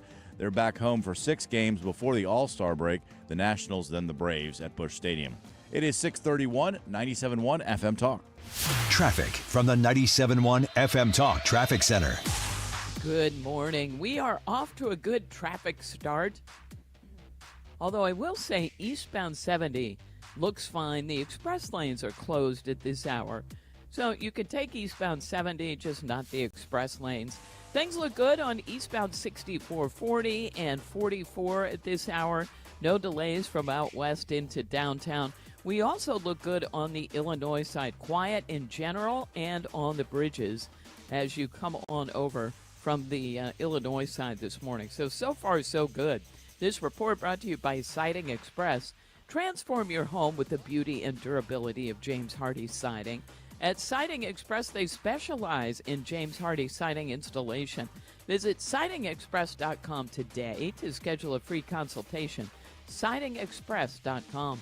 I'm Sue Thomas with traffic on 97.1 FM Talk. Stop everything you're doing right now and ask yourself, are you currently receiving steady paychecks? What about when you're retired? Will you receive a monthly check to cover your expenses and also have some fun? Marvin Mitchell and the team at Compass Retirement Solutions calls this mailbox money. It's a monthly check you'll receive throughout retirement. They don't want you to worry about if the money will show up or how much money you'll receive. The only thing they want you to think about is how to spend it when it arrives. Find out how to get enough money in your mailbox every month when you are retired. Call Marvin Mitchell and the Compass Retirement Solutions team at 314-373-1598 to start working on a plan that can help you create the monthly income you'll need in retirement. Call 314-373-1598 right now and schedule a visit with Compass Retirement Solutions. 314-373-1598. Firm offers insurance services, investments, and services offered through Compass Retirement Group, a registered investment advisory in Missouri and Illinois. Rhino Shield is engineered to outlast paint by a lot, backed with our 25-year transferable warranty. Paint a house, shield a home. We do brick, block, stucco, asbestos, steel, aluminum, cedar, and more. We are the only coating company selected by Disney, This Old House, and 3 times on HGTV's Curb Appeal, where all 3 episodes concentrate on unpainted brick. If you maintain or own a business with a tired-looking building, you owe it to yourself to look at Rhino Shield and our beautifully durable color schemes. Evaluations are free. We're making buildings pop and be noticed again, from Champaign to the Lake of the Ozarks, exceeding expectations every day with our products, people, and performance. Now is the time to call 877-25-RHINO, 877-25-RHINO, or go to 877-25rhino.com and see how honest and transparent we really are. Tell them, ladies. Don't paint, don't Rhino, go Rhino Shield. Never paint your house again. Rhino Shield. Deeper than the headlines. The Marc Cox Morning Show. Follow the show on Facebook, facebook.com/The Marc Cox Show. We're going to be very busy over the next 72 hours. President Trump's going to be sending letters to some of our trading partners saying that if you don't move things along, then on August 1st, you will boomerang back to your April 2nd tariff level. So I think we're going to see a lot of deals very quickly. And, Dana, we're going to send out probably 100 letters to small countries where we don't have very much trade. And most of those are already at the baseline 10%. Welcome back. I'm Kim St-Ange filling in for Marc, who returns tomorrow. That was Treasury Secretary Scott Bessent on CNN talking about this plan that is going to involve the Trump administration sending out letters starting today to the trade partners saying, hey, time's a ticking. You better make a deal with us or those tariffs are going to go up and you're not going to like it. So, of course, my question is, how is that impacting the market? Let's get a check with Dom Savino. Dom, how are you this morning? I'm good, Kim. How are you today? Doing well. Yeah, I don't know if you've been tracking all this, but I would imagine, anytime they say there's uncertainty with the market, you tend to see there's some sort of a reaction. Yeah, that's exactly right. Nail on the head. It's funny. I was actually going to start on Washington for the first time, I think, in my business news history. Usually we're starting on Wall Street, but on Washington, in Washington, that is, some confusion, at least for us, as to whether or not the tariffs are going to be reinstated on August 1st, which is what it appears to be, or at the end of the initial 90-day negotiating window, which is Wednesday. Wednesday, right, of this week. Yes, but everybody has made it sound like it's going to be August 1st, and so that uncertainty has set Wall Street off to a poor start. Futures are slightly lower. Things are not all that bad, though. The market is coming off of a winning week that saw the S&P 500 and NASDAQ close at all-time highs, so all good there. One of the biggest losers in pre-market trading, actually, is Tesla. Shares of the electric car maker are down 6% after the chief executive, Elon Musk, announced plans to form a new political party. We know that as the America Party. The billionaire's involvement in politics has been a point of contention for investors, worried it distracts Musk from his business of leading the company. It's like Christmas in July for shoppers, with Amazon's Prime Day event starting tomorrow, along with competing sales events from the likes of Walmart and Target. A new forecast from Adobe Analytics projects $23.8 billion in total online spending from Tuesday to Friday. There will be huge discounts on everything, especially back-to-school gear like apparel and electronics. UPS has launched the largest network reconfiguration in the company's history. The shipping giant says it will offer voluntary buyouts to full-time drivers. It's part of an overhaul that includes cutting 20,000 jobs and closing 73 facilities. The union representing UPS workers calls the buyout an illegal violation of the bargaining agreement. And Kim, today is World Chocolate Day. A few of our favorite sweets makers have new offerings, a part of the holiday. Krispy Kreme is celebrating by bringing back a fan favorite today only. It's the chocolate glazed donut coated with Hershey's chocolate for the first time. And chocolate shop Kilwins is catching on to the Dubai chocolate trend. It's debuting Dubai chocolate truffles today. Oh, that sounds fantastic. All these national days get me. Like National Donut Day, National this day. Yeah, I actually learned writing this story that there is both a World Chocolate Day and an International Chocolate Day. Of course. I'll let you know when I figure out the difference. Yeah, what is even the point of that? Whatever. I guess it's just an excuse for us to buy chocolate, and I'm sure the companies that sell it love it because then we have an excuse to say, well, I'm just celebrating the holiday. That's exactly right. A hot dog day, you get everything. There Today's you go. World Chocolate Day, though. And Dubai chocolate, I have to say, if you haven't tried it, it's worth a try. It's got pistachios in it for those who have nuts allergies. That sounds but very good. Yeah, well, celebrate accordingly. Yes, I will. All right, Dom, thank you. Thanks, Kim. Hey, here's a really weird question for you, Scott, or Ethan. I'll pose this question to both of you guys. If you're out and about, like let's say you're at a park with your family, how much would you pay to have a nice toilet? Do you care about that at all? Is that even on your mind? If you have to go to the bathroom, you're like, I really need to have a nicer toilet. Do you care about that? Not really, no. Yeah, probably not. I'm not paying for it. Well, no. I certainly would not. One out of two things. I would care more. I can imagine that. Would you like to describe in detail what you're talking about, Scott? Oh, okay. Definitely would not. That's why I did it like that. You think about all the dumb stuff that cities waste taxpayer money on, and New York City might take the cake for this. So they just put in these new public toilets, 5 new public toilets in parks, I guess, across the city. And it costs taxpayers about $1 million per toilet. What? Per toilet. It's about $5 million, okay? These public restrooms are called Portland Loos. They're now fully operational in 5 boroughs in New York City. And here's what's interesting about it. So supposedly the restrooms themselves are relatively affordable, but the process the city had to go through to try to get these approved and installed is what really hiked up the price to, again, about $1 million per toilet. Yeah, I'm looking this up. It says their retail value is $185,000 each. So Well, I How guess do you have get from that construction times 5? Well, I know, it's crazy. So that's less than $1 million to $5 million for the total. I don't know. You would think if you're paying even what was it, 100 and something thousand? $185,000. Okay. Even if you're paying close to $200,000 per toilet, I don't know much about toilets, but I would assume when I hear that type of a number, I would think that you would have some very nice, I mean, I'm talking like a gold-plated seat. Maybe you have like a seat warmer or the one, where there's bidet. A bidet or something that's extra fancy. Like, do you get a flute of champagne or something as you walk in or what? A bottle of Yeah, champagne. it's a bottle of champagne, bottle service while you're on the toilet. Like, what is? It never ceases to amaze me when you hear about cities, not just New York City, but right here in the city of St. Louis. Just the ways they find to just spend money in such. They look ways. nice, but I don't think they're worth that much money. In fact, the New York Post, in its fine tradition of journalism, says it's ludicrous. Okay, everyone has to come up with a funny little pun. It's just ripe for that. Oh my gosh. I just laugh at this. You should just Google it. I mean, yeah, they're nice. They have a baby changing station in there, which I do really appreciate. But to me, they kind of look like a jail cell. I don't know. They look really Do they weird. have marble floors or something? You would think granite countertops, Yeah, quartz countertops, and better the bathroom I got stainless at steel home. appliances. I don't know. It's just so weird. Hey, I want to switch gears now. I want to talk about this story that I mentioned at the top of the hour, and that was this lawsuit, this class action lawsuit that was filed against St. Louis County over the property tax freezing program. There have been so many issues with that.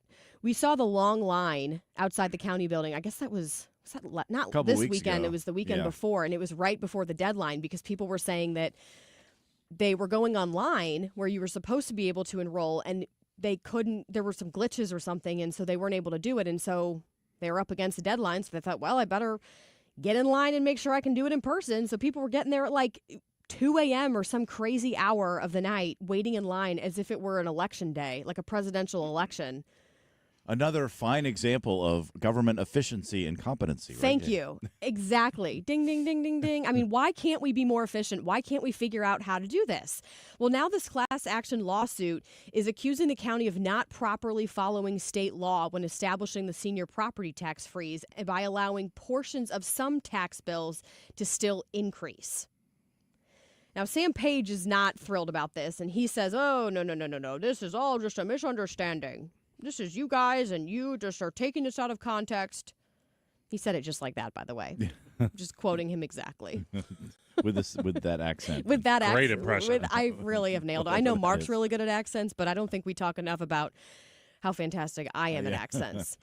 It'll be interesting to see what happens with this class action lawsuit because, gosh, I'm trying to remember the figure that Sam Page said as far as the number of people who applied to have their property taxes frozen. Do you remember that number? No, I do not. Sorry. It was a lot. Yeah. So clearly there's a need for this. I mean, who wouldn't want to take advantage of this if they qualify? Now, I do understand that you can't, I forget which city just discussed this, but I do understand that, like, taxes, for example, for the library or the fire department, things like that, you can't have those frozen. You can't not pay those. Like, you're still paying property taxes, you're just not paying the increase.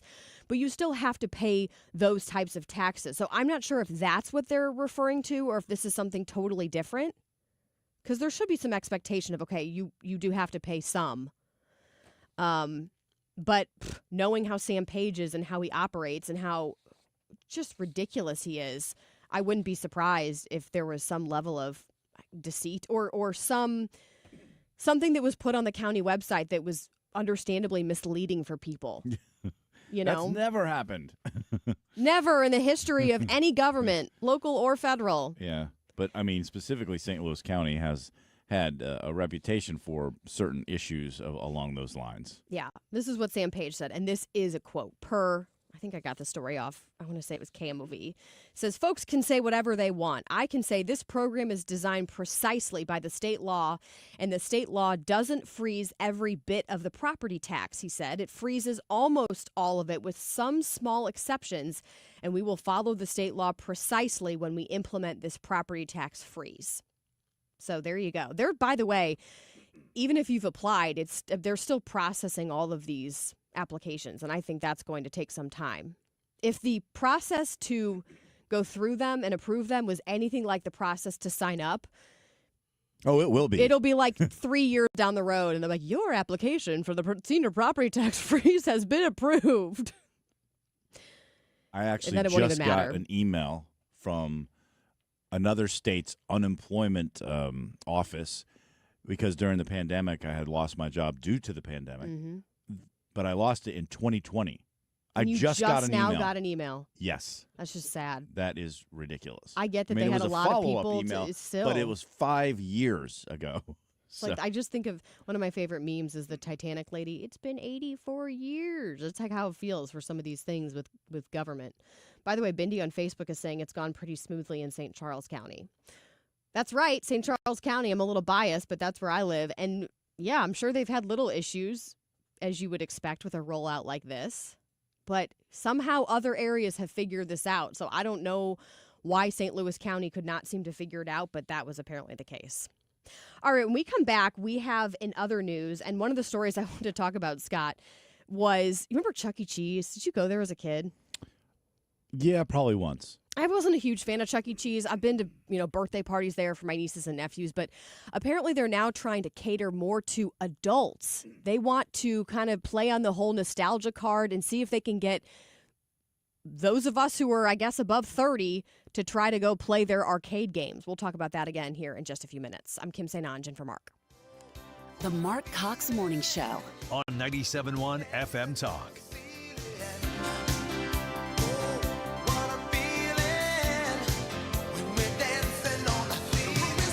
Traffic from the 97.1 FM Talk Traffic Center. Well, it was interesting. We had it came down as a dump truck fire, eastbound 6440 past 70. And it turns out it was just the truck's smoking brakes. And everything is fine. It's off on the shoulder. But you may encounter just a little bit of a delay in that area. They were on the right-hand side. And other than that, we have looked good. We're just seeing the beginnings of some volume northbound 270 at Big Bend and northbound 55, of course, near Bayless in the construction zone. Although I did just get a report of an accident. Northbound 55 approaching Weber Road north of Bayless. We'll see if that turns out to be true. But other than that, we have looked good. And if you are headed in from Illinois this morning, now is the time. We look great on the bridges downtown and quiet on the Illinois side just in general. This report brought to you by Jerry Kelly Heating and Air Conditioning. I'm Sue Thomas with traffic on 97.1 FM Talk. Jerry Kelly swings next day installs no matter how late you call. And because they work later every day, they're faster when your equipment just needs fixing too. That's MVP material. Yep, simple fix or a full install. Nobody gets you comfortable faster. JerryKelly.com. Hey, you got to get out to Mackadoodles in Darden Prairie this weekend. Be sure and check out the Marc Cox Picks of the Month when it comes to whiskey, and there's a couple of great ones this month. First of all, an old standby, and that's Maker's Mark. That Maker's Mark 46 is good, it's consistent, and wow, what a great price. $32.97 right now at Mackadoodles. Check it out, and you can also find a local Missouri bourbon out there that we've got, and that is, of course, from its planters Ozark Highlands from Nobleton's Distillery out in Union. Under $40 a bottle. You can't beat that. Made right here in the Ozark Highlands, and it's fantastic bourbon if you haven't tried it. Now, they've got anything you want at Mackadoodles. They've got, of course, tequila and rum and beer, and they've got a cigar humidor. Be sure and check them out right there at Bryan and Feisey Roads. It is Mackadoodles.com. Your biggest choice in home restoration is who do you trust with your home, your most valued asset? Well, few can match Banner Construction's experience and dedication to excellence. Banner is an elite preferred James Hardie contractor and Pella window specialist. Restoration is a one-time opportunity to have Banner's design team show you architectural options to make your home the neighborhood showcase. Call for a free consultation today. 314-569-1050. Now hiring qualified carpenters. Banner Construction. Are you looking to hire? ZipRecruiter finds the best candidate for your job fast. Try ZipRecruiter for free at ZipRecruiter.com/free. That's ZipRecruiter.com/free. ZipRecruiter.com/free. Hey, is your Generac home standby generator ready for the next outage? Are you overdue for annual maintenance? Schedule an inspection today with Generator Supercenter and ensure your Generac generator is ready when you need it most. Generator Supercenter of St. Louis.com. The Annie Fry Show. Going to a carnival, a homecoming. By the time we were in junior high, we were at those things walking around with friends together, sometimes with boys and girls. Oh, I know. That's the best. Because that was the you time. get to hold hands at the Bonfest. Weekdays from noon to 3. Solutions with conviction. This is the Marc Cox Morning Show. What's happening? Go, you know the thing. What the hell is going on? In other news. We have breaking other news just happening in Australia today. A woman found guilty of murdering 3 of her husband's relatives at lunch. What? It's like an Agatha Christie novel. Maximum sentence of life imprisonment. She served beef Wellington that had poisonous mushrooms in it. Ugh. She was trying to kill her husband. He survived. Oh, my gosh. 3 of his relatives died, and she is going to prison probably for the rest of her life. The verdict just came in. Did she forget to put the poison in her husband's dish, or No, somehow he just... was very ill, but he survived. Wow. Unfortunately, his parents and sister died. That's so crazy. I think about when I go to a restaurant, and I always try to be nice just because it's nice to be nice, but I also don't want a sneeze burger. And I certainly don't want poison in my food. No, I think the word is in these situations, because I watch a lot of true crime, it's divorce. Divorce. It's like not death. It's like okay? that show Snapped. Remember that, where the woman kills the husband? Yeah, no? You guys have never so heard many of this? real-life instances, though, of people killing their spouse instead of getting divorced. At least it's beef Wellington. Jeez. At least they had a nice, good last meal. Final I'm sorry, meal. That's dark. terrible. That's dark. All right, did you hear that Chuck E. Cheese is, I guess, trying to cater more to adults? So what they're doing is they're opening up these retro-style shopping mall arcades. Who even goes to shopping malls anymore? I'm sorry, but I don't understand this whole plan. What they're going to do is open these arcades in 10 shopping malls across the country, including in Kansas City. That's the closest one to us. But they're saying it's going to have the typical nostalgic arcade games, but they're not going to really offer food. The only location that will offer food and drinks, like alcoholic drinks, is going to be the Kansas City location, ironically. But remember, they were just coming out of bankruptcy. In 2020, they had filed, and during the pandemic, they closed like 45 locations, and then even before COVID hit, they closed 11 or something. I get maybe that was part of it. Point is, they're trying to, I guess, come up with a new plan to stay afloat, and this is their plan, is to cater to adults who have nothing better to do but to go to the mall on a Friday night and play at Chuck's Arcade, by the way, will be the name of this. Yeah, saw that. How mature. And there's going to be one here somewhere. Chuck's Arcade. Let's go. Friday night. Come on. Do we still Date get night. Do we still get the animatronic? No, they don't mascots? have the animatron. They don't even have that at the actual Chuck E. Cheese anymore. Is everything still sticky and gross? Yes, it is still sticky and gross. I can attest to that. The animatronic thing was kind of cool as a kid, but now as an adult, I realize it's creepy. Yeah. Speaking of gross and food, the hot dog eating contest on Friday, one of the women in it was disqualified because, and I quote, by the rules, she had urges contrary to swallowing. And that's the Lovely. official term. The director of the event says, we don't use the other words like vomit, puke, get sick, because it is like saying Voldemort. You have to say urges contrary to swallowing. That's what it was listed as a DQ because she didn't keep it all down. Did it say how many hot dogs she ate before that happened? Actually, it doesn't say that. Do you imagine? Was Joey Chestnut in there? Yeah, he won. Oh, How many hot dogs did he eat again? This time it was 70, 60 something. I guess that was like 9 pounds The winner of of food. the women's ate 33, which was short of her. She was mad about it. She's like, I didn't eat enough hot I dogs. ate 40 when I tried this out the other day. That's what she said. So gross. So many.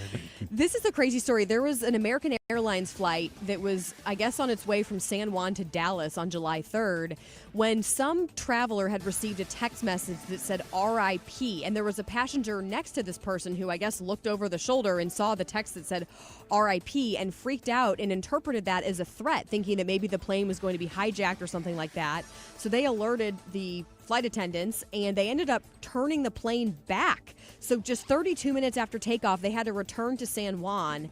And turns out when they were questioned, both the passenger and the person who saw it, the person who received that text said, I think it was like their uncle had just died right before, like days before the flight. And the person, a friend or something, was just saying RIP about that. And they were actually going to the funeral. That's where they were headed. Yeah, that's where they were the plane. heading. Okay. Now, I mean, I'm okay with people being vigilant. You know, I don't want my plane going down. Yeah. This might be a little over the top. So when I first heard the story, I thought they texted RIP to the person, but if somebody texted to you, I could see why somebody's like questioning that, you know? I get why it'd be freaky, because I will admit I'm kind of like on edge a little bit now, ever since 9/11, but it's a little intense to be like, you have to turn the plane around. This is clearly a terrorist attack, and they're going to hijack the plane. Yeah, maybe they wanted the window seat. That was it. They made sure they got it. Yeah. Well, they have, in Colombia, they just launched their first unmanned narco submarine. So this is a submarine that is looking for drug smugglers, but has no people on board. They didn't do any. So it's kind of like a drone? It's kind of like a drone under the water, unmanned submarines, I thought. I thought they had plenty of those. But I don't think they've ever used them for drug smuggling. Searches. Yeah, I think it's kind of fascinating. Well, I want to see some results by this unmanned narco sub. We'll probably get them in like 10 years. Yeah. They have that Titan sub, that one that imploded. They have a documentary on that, by the way, that's very sad, but also very, very fascinating. All right, when we come back, we're keeping a close eye on the developments out of Texas with all the flooding. Death toll up to 82. Are you tired of feeling sick and tired? I'm Dr. Nick Barnes of Health from Within Family Chiropractic. Our simple 5-step approach aligns your health naturally. We correct spinal abnormalities to maximize nerve supply, focus on pure and simple nutrition, exercise and oxygen, mindset, and minimizing toxins in your body. Transform your health today with Health from Within, conveniently located on Manchester in Rock Hill or online at healthfromwithinstl.com. What would you give for a child you loved? To make their wish come true? To help them fight a critical illness? Just imagine what you'd do. You see, wishes are so powerful, and you can make them real. They can give a child back their childhood, even change the way they feel. Every single one of us can make the stars align, because when we come together, hope and joy will shine. Wishes need stars like you. Visit Make-A-Wish at wish.org. When you get hurt, you don't want to end up on the injured list. You want to get back in the game, stronger than ever. At Morgan & Morgan, America's largest injury law firm, we fight for you, making sure big insurance doesn't throw you a curveball.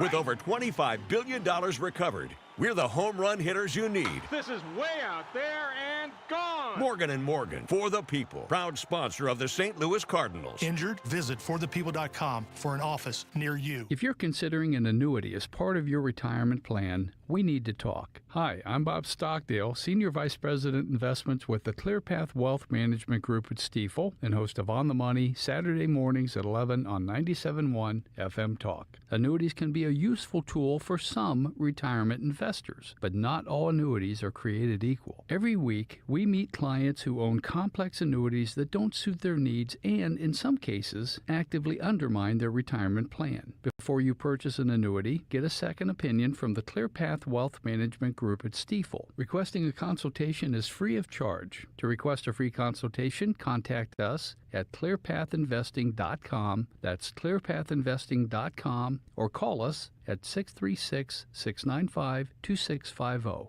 That's clearpathinvesting.com or 636-695-2650. Stifel Nicholas & Company Incorporated, member NYSE and SIPC.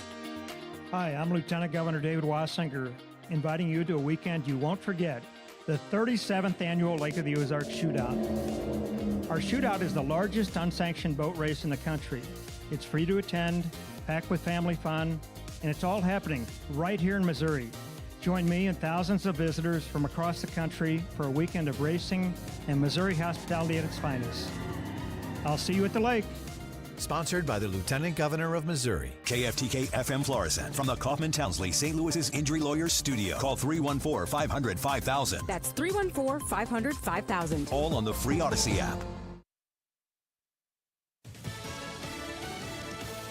More flash flooding in the forecast. I'm Chris Foster, Fox News, and more rain today could slow down rescue and recovery efforts in central Texas, where at least 82 deaths are confirmed in flash floods that hit early Friday. A statement from the Girls Christian Summer Camp, Camp Mystic, now says 27 campers and counselors died there. Some of these girls, as young as 7 years old, were fast asleep in their cabins right near the river when this happened, and these devastating flash floods just swept through. The Guadalupe River surged 26 feet in just 45 minutes, according to officials. Fox's Brooke Taylor. Governor Greg Abbott says 41 people in all are unaccounted for. Israel's prime minister is due back at the White House this evening. For the first time since U.S. airstrikes on Iran's nuclear facilities and an end to a 2-week war between Israel and Iran, Prime Minister Benjamin Netanyahu will meet face-to-face with President Trump. President Trump and U.S. negotiators are hopeful they can secure a 60-day ceasefire in Gaza, a deal that officials say would require Hamas to release at least 10 living hostages and the bodies of 18 dead hostages. It's believed 20 hostages in Gaza are still alive. Fox's Jared Halpern. Israel's military launched airstrikes targeting ports and facilities held by Houthi rebels in Yemen. President Trump says letters go out today announcing tariff rates and/or deals with America's trading partners. The Justice Department says there's no evidence Jeffrey Epstein was murdered or had a client list used to blackmail people. The newly released memo obtained by Axios claims enhanced video released by intel agencies from Epstein's jail cell shows no one entered the cell area where he was being kept in Lower Manhattan the night he died back in August of 2019. The findings contradict theories long pushed by some who have accused the government of a potential cover-up to protect the powerful, including potentially government officials, celebrities, and business leaders. That's Fox's Ted Linder. America's listening to Fox News.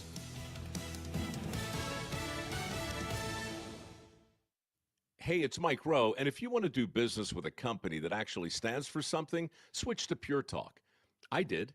Sure, I appreciate being on America's most dependable 5G network with unlimited talk and text for just $20 a month. But what I really appreciate is Pure Talk's commitment to our military and to our skilled workforce. That matters to me. Save 50% off your first month when you dial pound 250 and say keyword Mike Rowe. Pure Talk, a wireless company that actually stands for something. Did you know you can get your prescriptions for less at your local pharmacy? You can with GoodRx. It's the free app that can save you money on your medications. Just search for your prescription, choose the pharmacy and the price that works best for you, and then show your GoodRx coupon to your pharmacist at the drop-off counter. GoodRx works at over 70,000 pharmacies, including Walmart, Rite Aid, and Walgreens, and it works whether you have insurance or not. It's easy to save. Next time you drop off your prescription, check GoodRx. To start saving today, go to GoodRx.com. GoodRx is not insurance. Good morning. It is 7:03, 97.1 FM Talk. I'm Scott Jagow. Maybe a thunderstorm later on, high around 90. Dave Murray has the forecast coming up. Right now it's 74. Connections in Missouri to the Camp Mystic flooding incident in Texas. State Representative Brad Criss says his cousin Millie survived by floating on a mattress for hours. He says rescuers brought her to safety and her father picked her up. A few strong thunderstorms here caused wind damage, flash flooding, and power outages yesterday. A power pole blew down in St. Charles County, and in Illinois, some roads were impassable due to minor flooding. St. Louis police arrested about 60 people over the weekend, most of them juveniles, for shooting off fireworks downtown. Parents were also cited, and in one case, a parent picked up their kid, got charged, and the kid was arrested again for shooting off fireworks. 6 people injured when a fireworks display went off prematurely. This in Leadwood, Missouri, about an hour south of St. Louis. The display was privately funded for a local park. One of the injuries was serious. A woman trying to flee fell and hit her head. Funeral arrangements are set for a longtime St. Louis firefighter. Lee Krause suffered a medical emergency while on duty a week ago and died July 1st. There's a visitation tomorrow at the Hofmeister Colonial Mortuary and a service on Wednesday, followed by a procession. It is 7:04, 97.1 FM Talk. In sports, the Cardinals got blanked in Game 3 on Sunday. There was a rain delay. Then they played the game, and the Cubs just routed them with 11 runs, and it was 11-0. The Cubs take the series 2-1. The Cardinals get a day off today, but they are staying home for a couple of series. They host the Nationals, then the Braves. Then it's the All-Star break. It's a week from Tuesday, the game in Atlanta. And the Cardinals will have one representative on this year's National League team. That would be Brendan Donovan. He's a first-time All-Star. The U.S. men's national soccer team scored in the first 3 minutes, but then they lost 2-1 Sunday to Mexico in the Gold Cup Championship. That was the team's final competitive match until next year's World Cup, being held in North America, specifically Kansas City, as one of the host cities. And over the weekend, City SC's winless streak continued. They lost 3-2 in Utah to Real Salt Lake. It is 7:05, 97.1 FM Talk. Traffic from the 97.1 FM Talk Traffic Center. MoDOT reporting debris eastbound 44 approaching Murdoch. Watch for that in the center lane. Not sure what exactly it is, so just be aware. And there was a stall eastbound 70 approaching Lucas and Hunt. Watch for that one. It's mainly on the right shoulder. And we had a report of a brush fire this morning, eastbound 70 west of Cypress. I'm taking a look at the cameras, can't see it, but, sometimes they're turned in the wrong direction. So if you see a little smoke past there, that's what is reported. And eastbound 70, they've got the express lanes closed this morning. 70 itself is open, but those express lanes are down. I'm Sue Thomas with traffic on 97.1 FM Talk. Sponsored by Gloria Lou with your home sold guaranteed realty 314-325-6888. Need to sell your home and you want the most money? The name to remember is Gloria Lou. Yes, Gloria Lou with your home sold guaranteed realty at 314-325-6888 and start packing. Air Comfort Service, heating, cooling, and insulation, weather. Kicking off the first full week of July. Plenty of sunshine on this Monday. There's a chance of a spot thunderstorm. Still warm. It's still kind of moderate humidity. 89 for the high. Tonight, partly cloudy skies, 72 for the low. On Tuesday, sunny. Just a tiny risk of a spot storm, 92 degrees. Kind of the same story on Wednesday. Full moon coming up Thursday night. This is 97.1 FM Talk. Chief Meteorologist Dave Murray. You can listen to the Marc Cox Show anytime, anywhere on the free Odyssey app. Download it now to listen to 97.1 FM Talk. It's 7:07. The Marc Cox Morning Show is brought to you by Thomas Helbig and Bob Kershaw with the Retirement Advisory Group, retirementkey.com. The Marc Cox Morning Show. I want to compliment your show on how fair and level-headed everything you guys talk about. Who is this guy? He's saying what we've been saying forever. Maybe what we need from a conservative standpoint is the Marc Cox Morning Show. I respect that. We don't agree. Listen to both sides. This, let's get it on, is the Marc Cox Morning Show.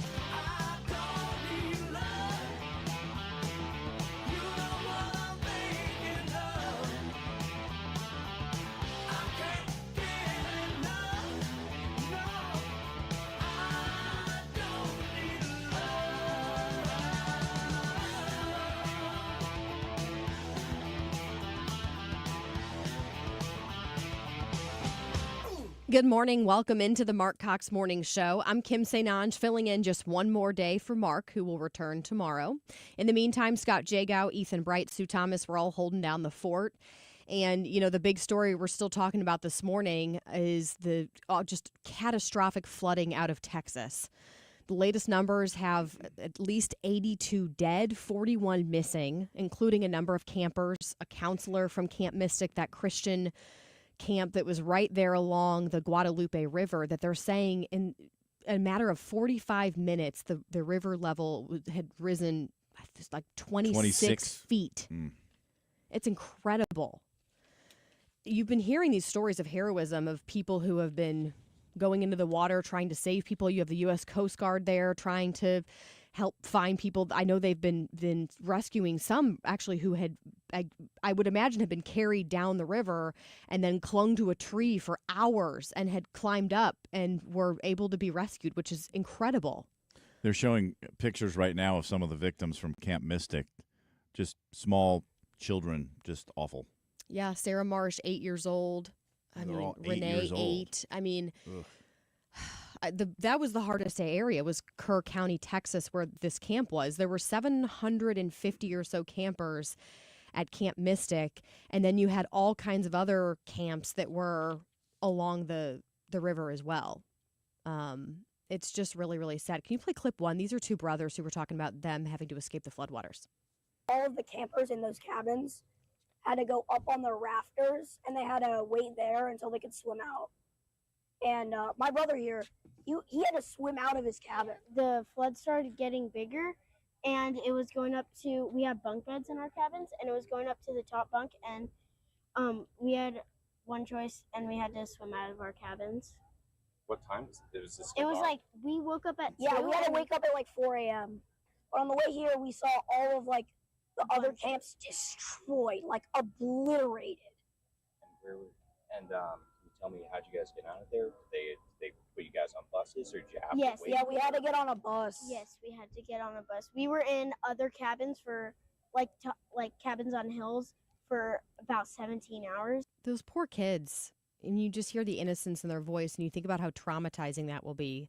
Governor Greg Abbott has said, my message to every state agency involved in this is that we have to assume everyone missing is still alive right now, and that's why there's a need for speed. There could certainly be people who are still alive, but unfortunately, as time goes on, it's looking more and more grim. You know, a lot of the attention is turned to criticism against the National Weather Service, people blaming them, saying, hey, you didn't warn us. We didn't even know this was going on. They're coming back along with the federal government and saying that's just not true. They're saying that they absolutely did send out warnings. In fact, they said there was an initial flood watch that was issued by the National Weather Service at 1:18 Thursday. Again, this happened around 4:30 Friday morning. And at the time, they were predicting between 5 to 7 inches of rain. Well, then it escalated. So about 4:03 a.m. Friday, they issued an urgent warning that raised the potential of catastrophic damage and a severe threat to human life. The other part, Scott, about this is that Kerr County apparently doesn't have any sort of a flood warning system, kind of like a tornado siren. But how many, unless you're in a flood-prone area, I mean, how many places would have that? I don't know of that many in the country that have that kind of system. I mean, we have obviously tornado sirens, but you have to differentiate between the two. Right. In fact, the county there in Texas said that, we looked into this, but the public didn't like the cost of it, which I can't blame them. But now when something this devastating happens, of course, now people are a lot more, understandably, a lot more willing to maybe spend their money to make sure there's some sort of a warning system. And the forecasters are talking these days about something called, I don't know if it's weather fatigue, warning fatigue. Yep. It's something where people are kind of ignoring the warnings because we've had more extreme weather, and they're getting more of them on their phone. And these days, you get them on your phone and your other devices instantaneously, and they just keep coming, and they keep coming. And then people are like, yeah, well, okay, whatever. Right. And that's part of the issue. I've seen things online and people who were watching us on Facebook talking about the storm potentially being geoengineered. I'm not saying it's completely out of the realm of possibilities, but my initial thought right now is I don't believe that was at play here. I don't think that was it. I think this is just tragic. I think that there was a lot more rain than they anticipated. Local meteorologists are saying the same thing, saying, look, we were all doing our job. Instead of having 2 staffers for the National Weather Service that they would typically they had 5 because they were anticipating at least some flooding, maybe certainly not to this extent. So, it sounds like they did what they could do with what they had, and it still wasn't enough. And it doesn't mean you don't ask the questions of, okay, well, did we fall short in this area? And hopefully the Trump administration looks into that. They said they're going to be, I believe Trump's there on Friday. Kristi Noem's already been there. He's already issued a disaster proclamation to give them resources that they need. And they said they're going to be upgrading a lot of this technology that the National Weather Service uses. And that's needed. I would support that. So anyway, we'll be following that for the rest of the morning until we're off air at about 9 o'clock. And then, of course, Brian Kilmeade would be following up on any developments throughout the rest of the morning. Right now, Ethan, let's get to our short list. The Marc Cox short list. Apparently the ketamine has worn off. That's got to be a hell of a hangover. Oh my God. I spent $300 million to elect who? I have how many children? Okay, it is kind of funny. Even I can't stand Stephen Colbert, but this is what Elon Musk does. So just like hours after Trump signs the big, beautiful bill into law, Musk puts out on X that he's officially starting the America Party. President Trump's going to be sending letters to some of our trading partners saying that if you don't move things along, then on August 1st, you will boomerang back to your April 2nd tariff level.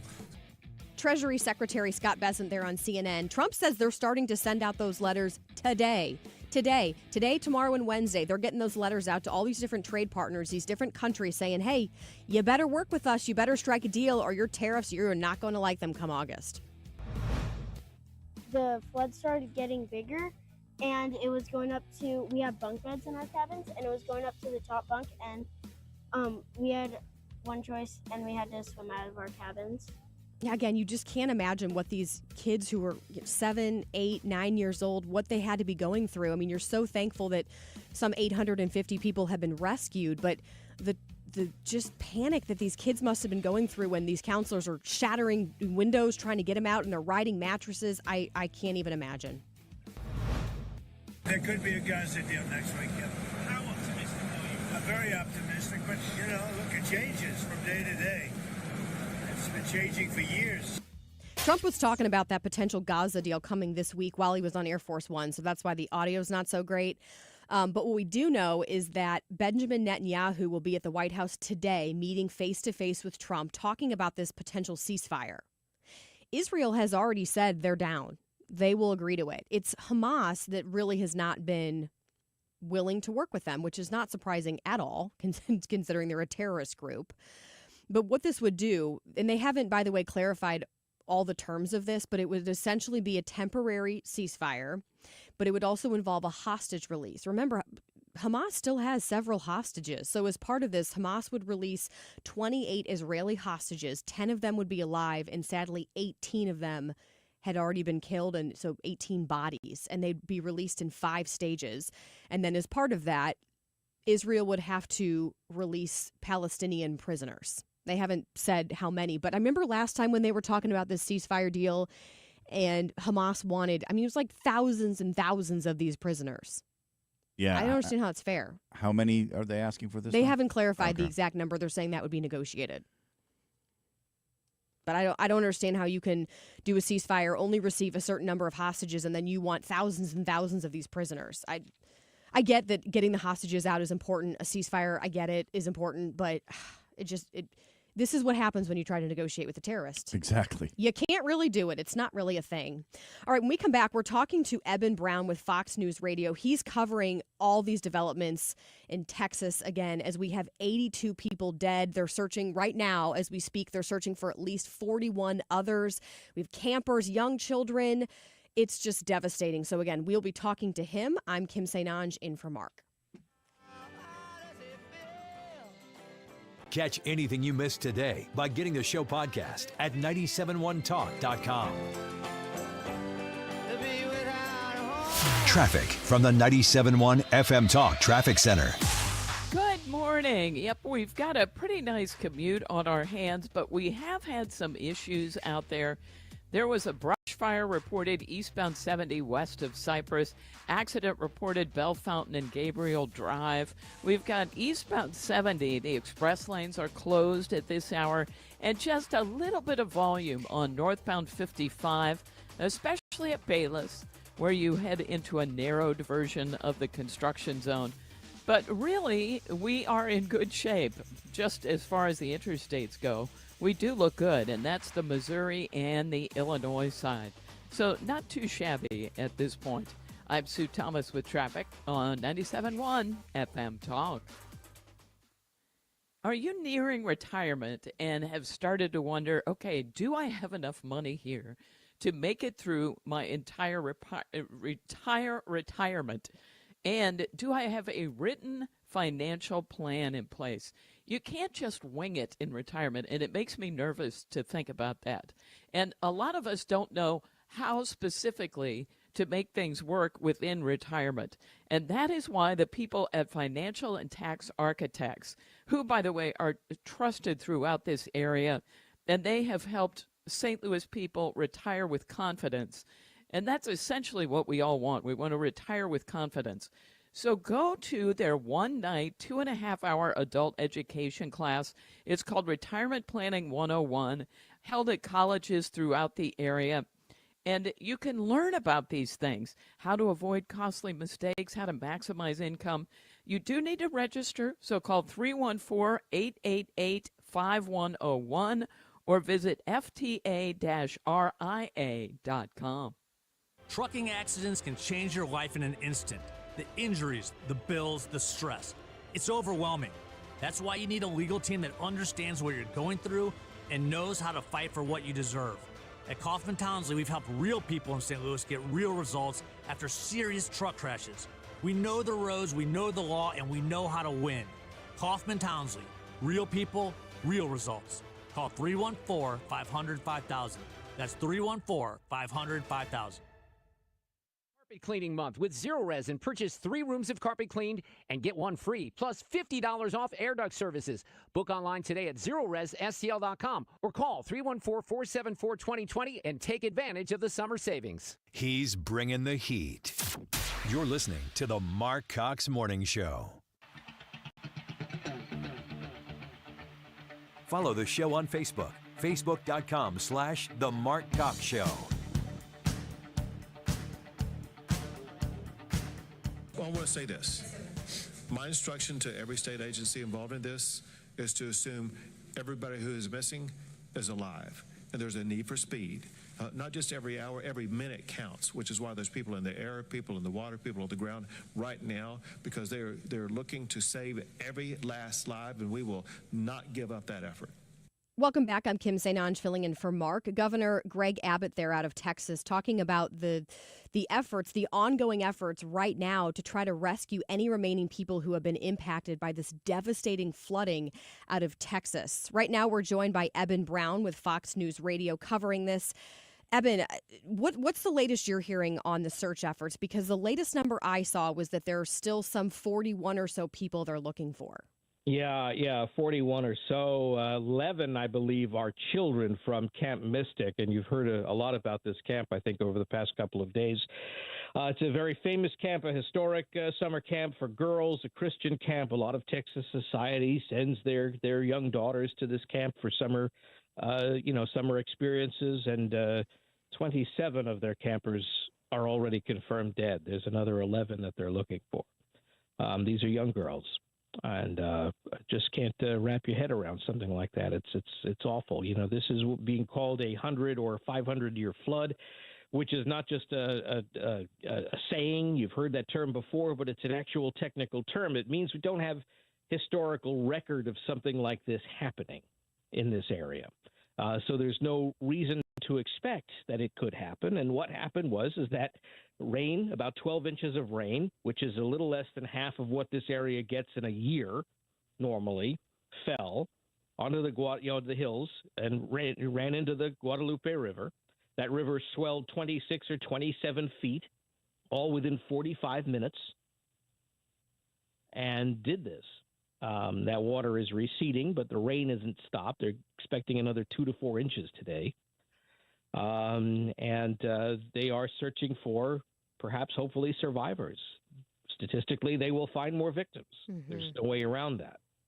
Yeah, I mean, they're not calling it a recovery effort, just like you heard Greg Abbott discussing. I mean, that was over the weekend. I know another day has passed since he made that statement, but it's not like they're saying, we're just in a recovery mode right now. They're still in rescue mode. I know the U.S. Coast Guard is there. I think I heard Trump's going there on Friday.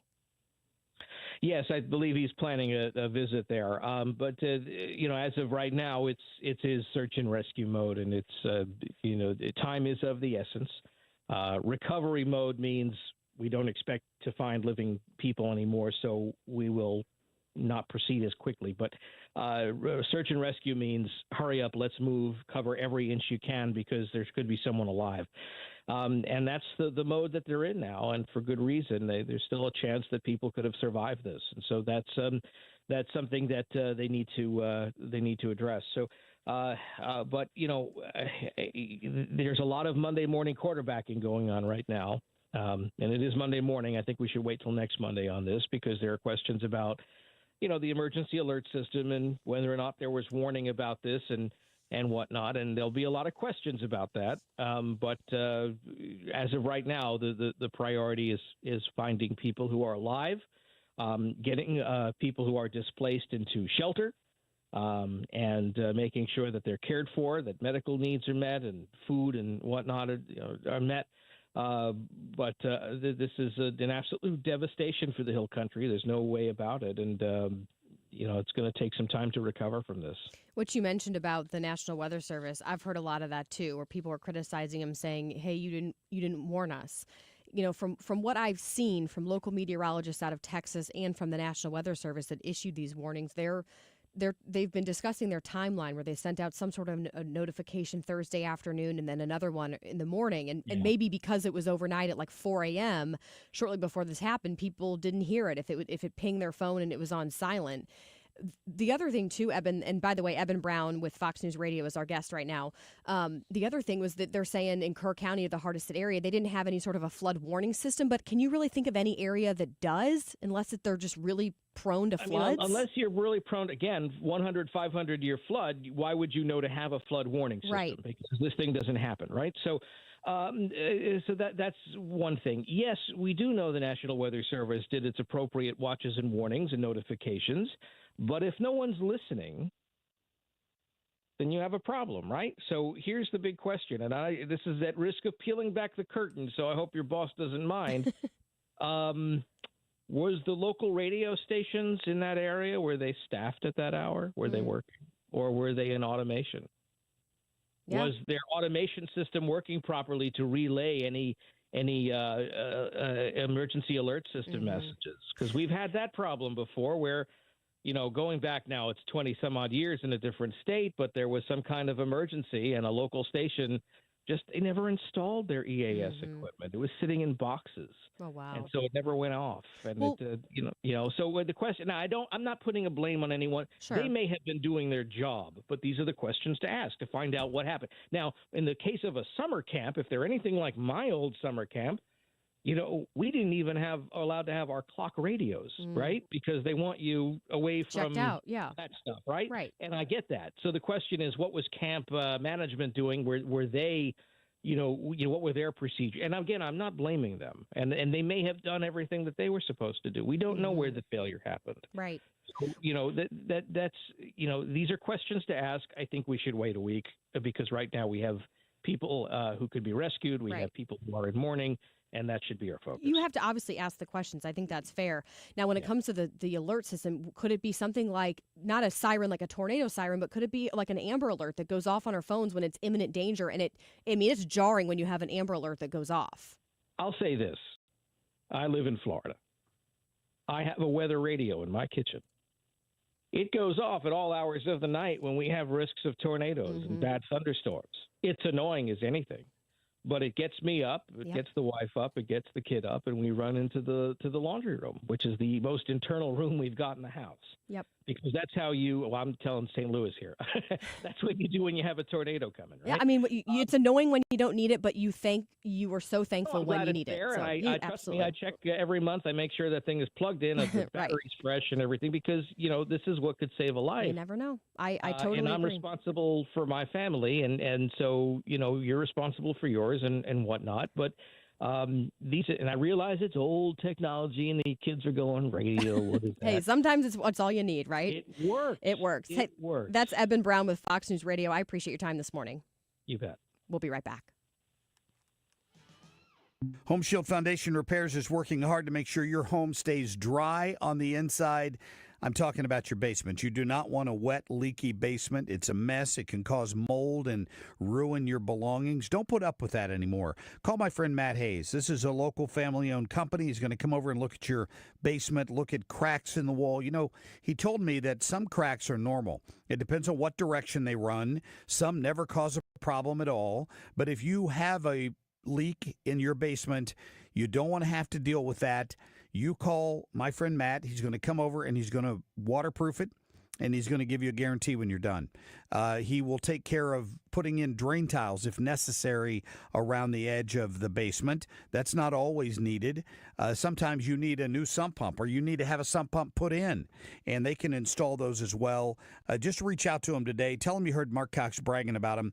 Check out their website at HomeShieldFoundationRepairs.com. Hi, I'm Bob Kershaw with Retirement Advisory Group. Are you worried about market volatility? Are you concerned your money won't last you through retirement? Hi, I'm Tammy Kershaw, and as a family-owned business, we are committed to protecting your retirement, whether you're nearing retirement or already retired. We have a lot of folks that aren't aware of all the new investment choices that are available, which give you growth and protection from losses at the same time. Are you aware of all the fees that you are currently paying? We can show you how to avoid those fees. So come in now for your free retirement review and get a second opinion on your retirement plan. And just for coming in, you'll get a copy of our latest edition book, Your Key to a Worry-Free Retirement. Let us show you how to retire with confidence. We are proud to say we haven't lost a penny of our clients' money in 39 years, and we won't lose a penny of yours either. Let our family help your family. Call us now at 314-993-9494 or go online to retirementkey.com. That's retirementkey.com.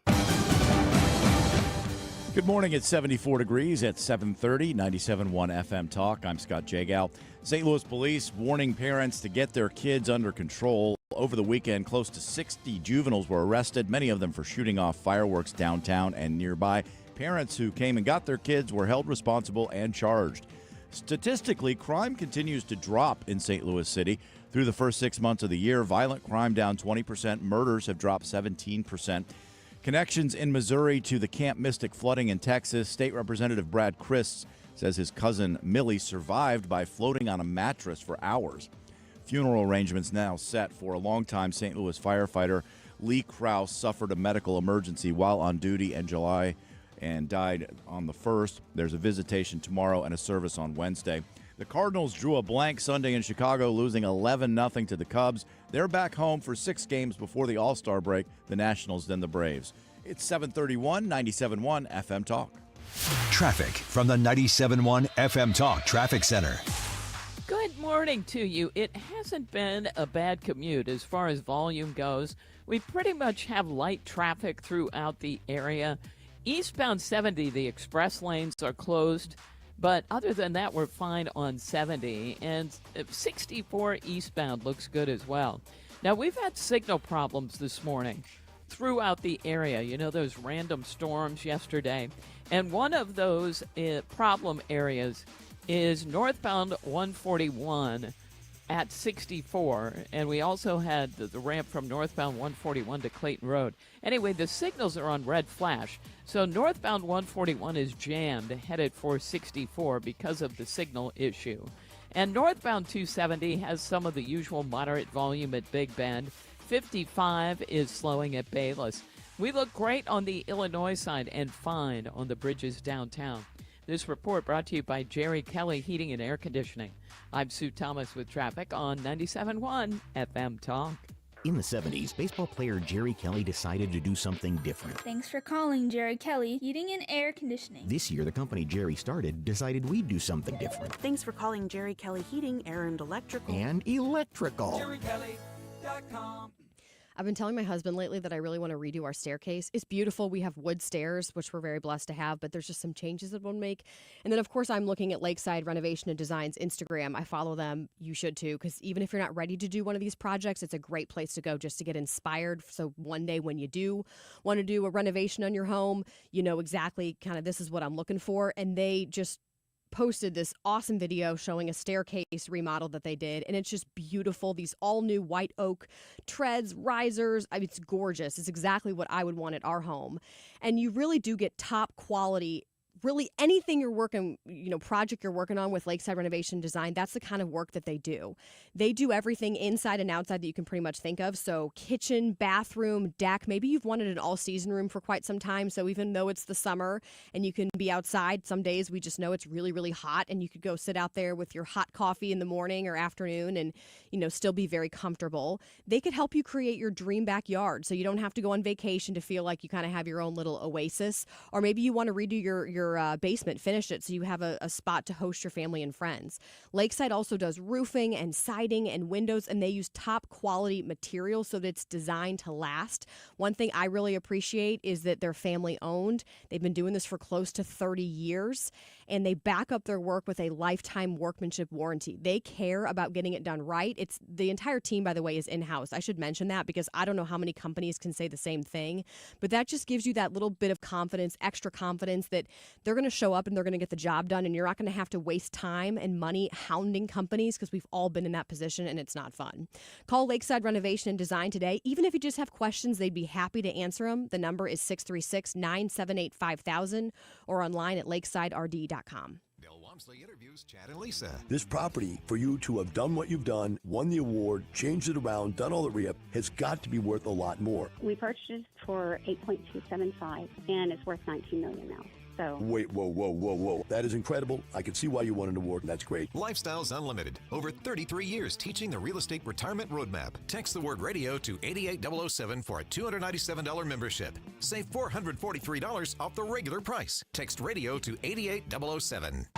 Hey guys, it's Mark Reardon. If you're struggling with low energy, performance issues, or weight gain, Game Day Men's Health has got you covered with testosterone therapy, ED treatments, and more in all of a relaxed man cave environment. At Game Day, you'll get a free testosterone test and consultation, all in just 1 hour. Game Day is the premier men's health clinic with locations in Chesterfield, O'Fallon, Missouri, and Glen Carbon, Illinois. Visit GameDayMen'sHealth.com. That's GameDayMen'sHealth.com. Get back in the game with Game Day Men's Health. The original truth-telling dog-faced pony soldier, Marc Cox.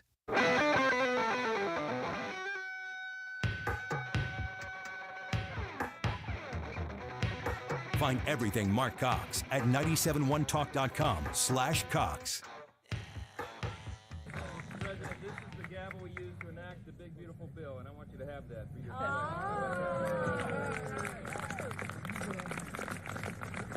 Are we ready? Are we ready?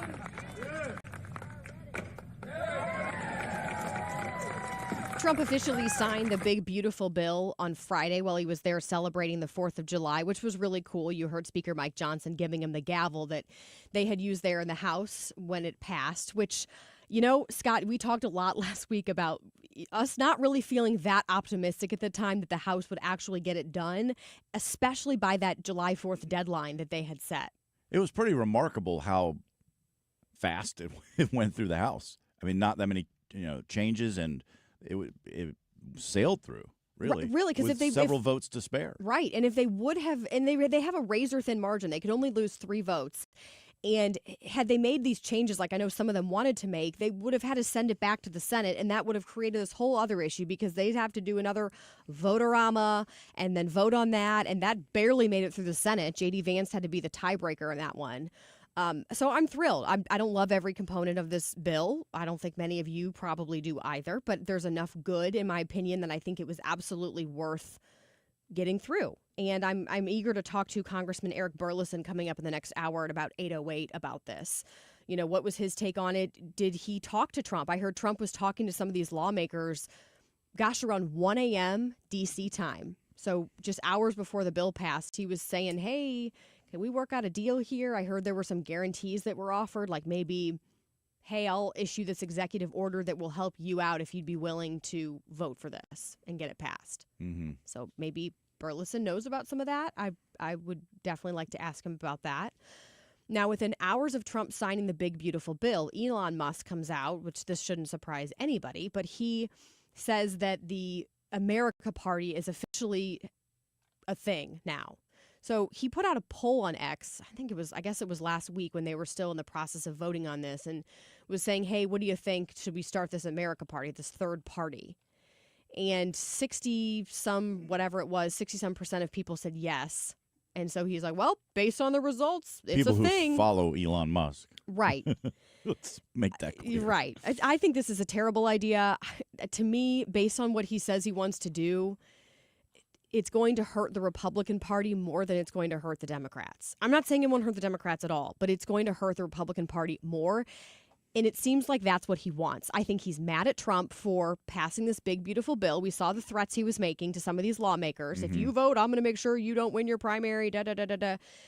He's mad, I think, about it adding to the deficit, $3.3 trillion, because of the work he did with Doge. I understand that frustration because I don't like that part of it either.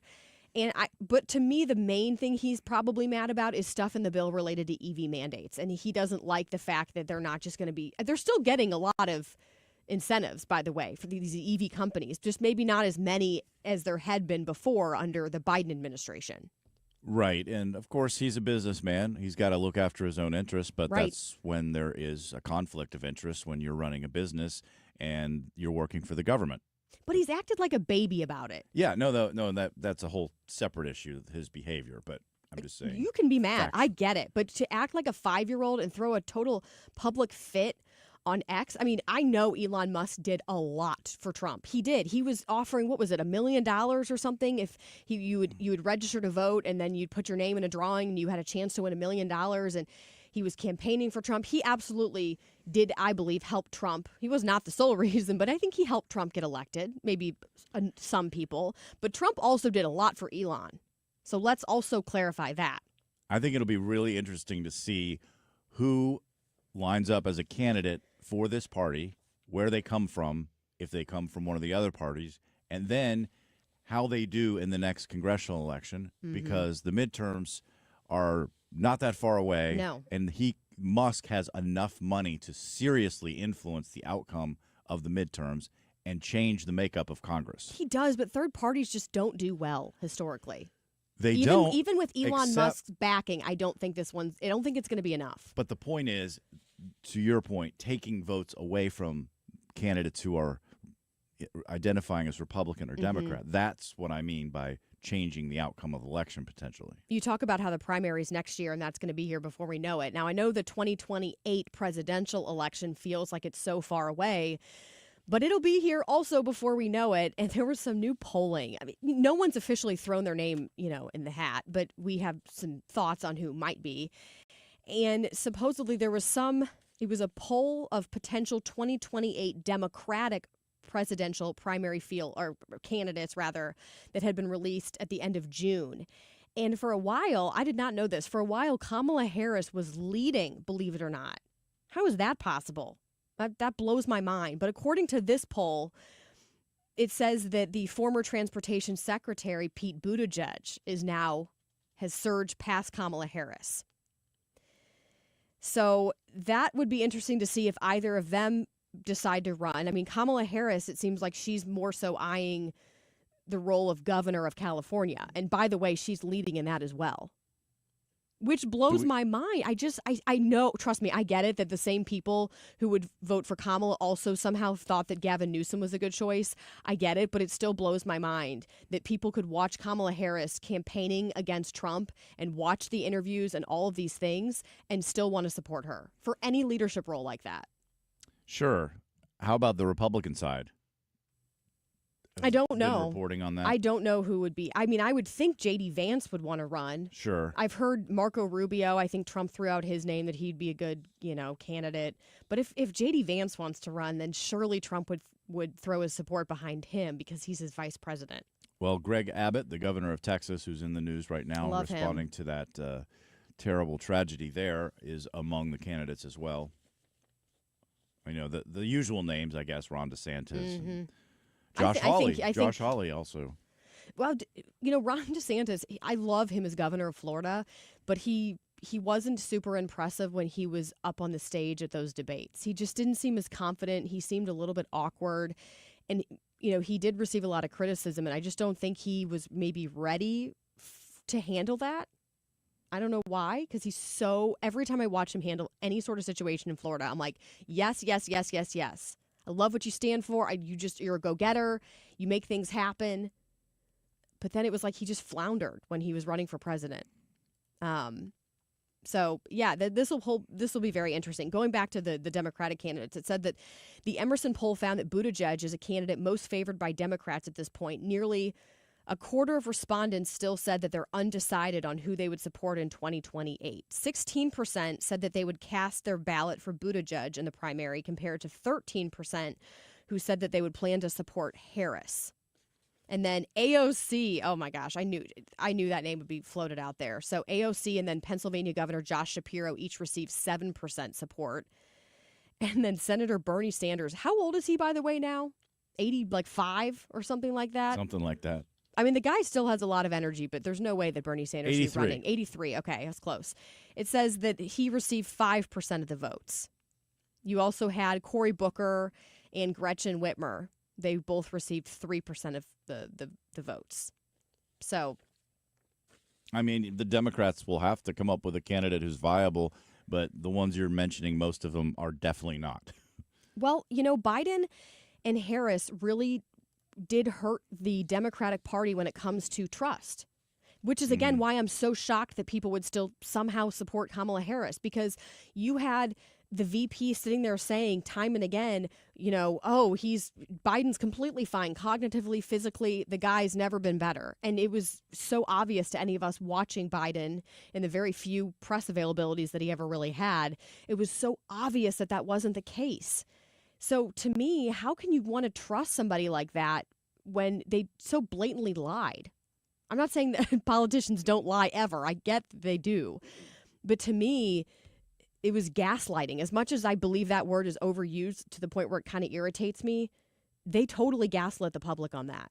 They did. I don't know if that's the issue for voters in terms of the presidential election.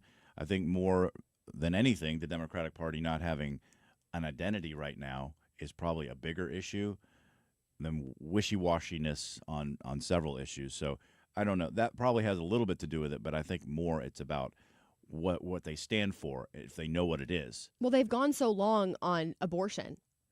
And as part of the big, beautiful bill, Planned Parenthood can no longer get funding from Medicaid, which was, in my mind, was a huge win.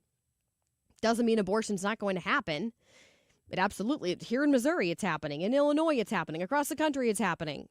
Now, let's hope that come November of next year, when we get this fix for Amendment 3, let's hope people pass it through. But I'll be honest with you, I'm not holding my breath on that. I'm just not. People just have this mindset of my body, my choice. Now, I vehemently disagree with that because I don't believe it's your body. As I'm sitting here on the air talking to you, right now, I feel kicks in my belly. And yes, I'm close to 33 weeks pregnant, but I've been feeling kicks for weeks and weeks and weeks. And even before that, I mean, at like 6 weeks or something like that, we had a scare and we went and got an ultrasound and you could see the little heartbeat. I think I was, 5 or 6 weeks pregnant. That's very early. So, be very interesting. I just, Elon Musk just needs to stop going back to that whole thing, the America Party. I just don't see that going anywhere. But you know what? If you want to spend millions and millions of your dollars trying to start this third party, you go ahead and try that, Elon. I don't think it's going to do much. All right, after the break here in just a few minutes, we have Scott on the spot. I'm Kim St. Onge for Marc. The Marc Cox Morning Show. On 97.1 FM Talk. Traffic from the 97.1 FM Talk Traffic Center. We've got traffic signal issues. They are on red flash. Northbound 141 at 64, and that has really caused a delay this morning on northbound 141. In fact, it's back past Clayton Road.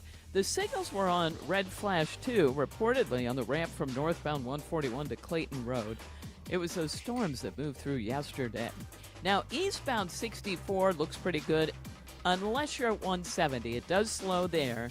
70 is in good shape. Northbound 270, some moderate volume. North of 44 up through Manchester. 55 northbound looks great. And there's a little moderate volume westbound periodically on the Poplar Street Bridge. By the way, the eastbound 70 express lanes are closed this morning. This report brought to you by the Diamond Shop. The Diamond Shop, making St. Louis sparkle for over 100 years. I'm Sue Thomas with traffic on 97.1 FM Talk. Well, Golden Oak Lending has done it again. They've lowered their rates to 4.875% fixed. Now, that is a 15-year fixed FHA loan, but you need to call them because other lenders talk about high interest rates, and they're dropping rates at Golden Oak Lending. They can get it done for you in as little as 14 days, and here's who they're talking to. Let's say you've got 2, 3, 4 credit cards. Some of them are maxed out. You're barely making the minimum payment on that. How much money are you sending out the door each month to credit card companies? If you own a home, you have equity that you're sitting on. You can use that equity, pay off the high interest credit card debt, and most cash out customers with Golden Oak Lending on average save $1,100 every month. Call 314-567-GOLD. That's a 5.81 APR, a 15-year FHA with 20% equity and qualified credit. NMLS number 114937. Viking, Dedicated to creating travel experiences for the thinking person, with programs designed for cultural enrichment on board and on shore. Discover more at Viking.com. That's Viking.com.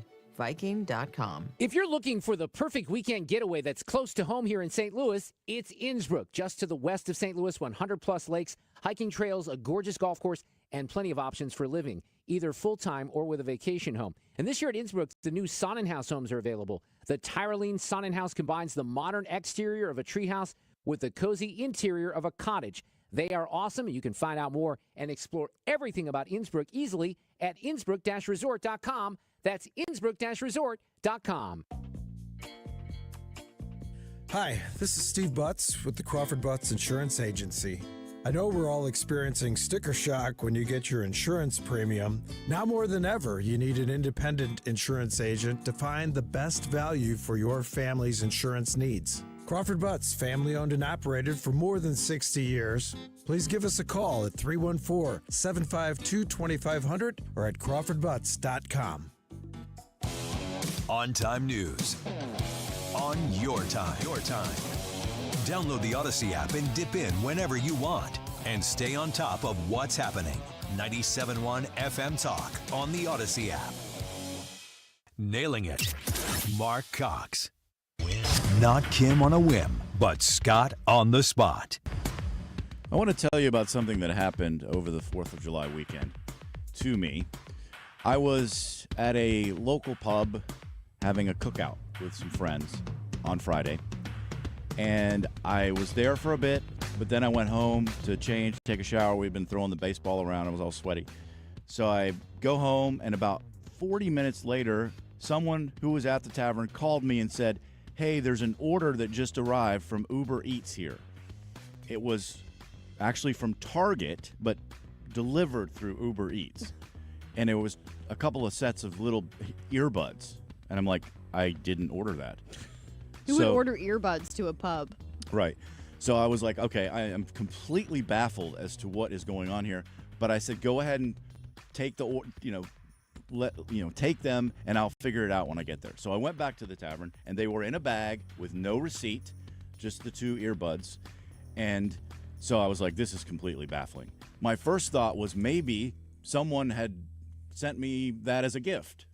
They knew that I was going to be there because actually on KMOX that morning, we had all talked about where we were going for 4th of July, and I mentioned I was going to be there. So I thought, oh, well, maybe somebody sent me that. So I went on my credit card statement right away on my phone. No, it was charged to me. Oh. So it was like $50 charged to my credit card. And I'm sure like $40 of that was just the fee for Uber. Right. No, then they sent me a receipt online on email, and I went through it, and it didn't say what time it had been ordered, but it, gave the items, and it turns out that perhaps accidentally or somehow nefariously, I was signed up for an Uber One subscription. Uber One being a combination of Uber and Uber Eats. We're a one-stop subscription service. When you have to have the app, do you have the app? I do not. I've never ordered through Uber Eats ever. So that's very suspicious. Anyway, so I went to Target, and they were like, well, this was charged through Uber Eats. We have nothing to do with this. But they did give me a gift card I'd still be irritated. for the value of the products. I'm still going to get a refund from Uber Eats, and I am going to climb the ladder of management as far as I can go to chew them out and warn them that this is going to be a class action lawsuit one day because the Target employee said it happened to me too. Oh, wow. Where she was delivered products she did not order, charged on her credit card. And what I have figured out going down the little rabbit holes here is I believe this is an intentional scam to get people to sign up for Uber One because that's what they kept leading me to. So you think Uber did this? Yes, I do. And I don't know that a person did it or that rather that they have some sort of bot, AI, automation because it's ridiculous. The only way they could have, if it wasn't somebody on the radio, and I don't think it was because it was charged to my credit card. Uber has my credit card. I do use Uber. I don't use Uber Eats. My point is they knew where I was at 1 o'clock on Friday afternoon. I left, and 40 minutes later, it showed up at the address that I was at 40 minutes earlier. That's creepy. That tells me that it was triggered by my location, and that is very creepy. I was going to initially say, maybe before you just told me that, was that it was like one of those card skimmers, where you put your credit card in to swipe at a store or a gas station. Like every time I go fill up my tank, I'm OCD about this now because I just hear too many stories, but I like pull on the credit card thing because they say if it comes off easily, then obviously that would be an indication that there was some sort of a card skimmer and they're trying to get your information to hack your account. So you don't think that would have any... No, I mean, because I don't even know how that person, unless they hacked into your account and could see if you had, say, bought a drink or something at the bar, how would they know your location? I don't know if they maybe through the Uber app. I do have the Uber app on my phone, so I'm sure that they can access my location. My point is, I think it's the company doing this, not because what benefit would a scammer have? They didn't get the products, or they charged it to me. That makes no sense. I guess that's true. So I believe the company is doing this, and in fact, Uber One is under investigation right now. Not for this necessarily. I looked it up. But for nefarious subscription service dealings. They're tricking people and making it impossible to cancel and things like that. So the FTC is investigating Uber One, Uber the company, and I really am confident that that's what this was. Some sort of... That's crazy. Because the person at Target said it happened to her too. Yeah. She didn't order something and she didn't use Uber Eats, but all of a sudden they're delivering something, and in my case, to an address where I just was. Any of these subscriptions, like we have a magazine subscription, they make it near impossible to actually get somebody on the phone. You can't even find a number for them. It's some weird email, and then you send an email off and you never hear back, and then you basically just are so irritated you give up. And that's probably their hope. Exactly That's exactly what they want. Right. Fine, whatever. It's just a couple dollars. You just justify it. You should fight this. And I do want to hear an update because that's crazy. Man, I'd be mad too. Well, at least you got some earbuds and a Target gift card out of it, and hopefully I didn't Uber, get the earbuds. I took those back. Oh, you took those. Right. I guess I did get the Target gift card, and I'm going to get money from Uber. I hope you do at least, and maybe more. Yeah, that's crazy. All right, after the break, we have Congressman Eric Burlison talking about the big beautiful bill and Elon's new party, the America Party. Who will it hurt more, the Democrats or the Republicans? Everyone needs to have at least one person in their corner in life. When you don't, it's an extremely lonely and frightening place to be. But knowing you have that one person gives you peace and hope. I'm John Morgan of Morgan & Morgan. Since 1988, myself and my firm have been in so many corners for so many clients for so many years. We became the largest injury firm in the world for a reason, and it's not even close. We fought like hell for you. We fight the bullies, automobile insurance companies, the makers of unsafe products, medical providers who injured or killed their own patients. It has been such an honor and made my life complete. If you ever need us, it's easy. On your mobile device or computer, visit forthepeople.com, and then we get to work 24/7. Whether you're hurt in a car crash, injured on the job, or have questions about your Social Security, we're here for you. Morgan & Morgan, for the people. The choice of a lawyer is an important decision and should not be based solely upon advertisements. Past results afford no guarantee of future results. Every case is different and must be judged on its own merits. Ever felt a nagging toothache or maybe a sensitive spot? It's frustrating, right? But don't let that worry hold you back. This is Dr. Michael A. White. I am dedicated to providing gentle, affordable dental care that puts your comfort first. Our experienced team and advanced technology will ensure a smooth, relaxing experience. It's just common sense. Don't hurt the patient. Call my office at 314-270-8552. That's 314-270-8552.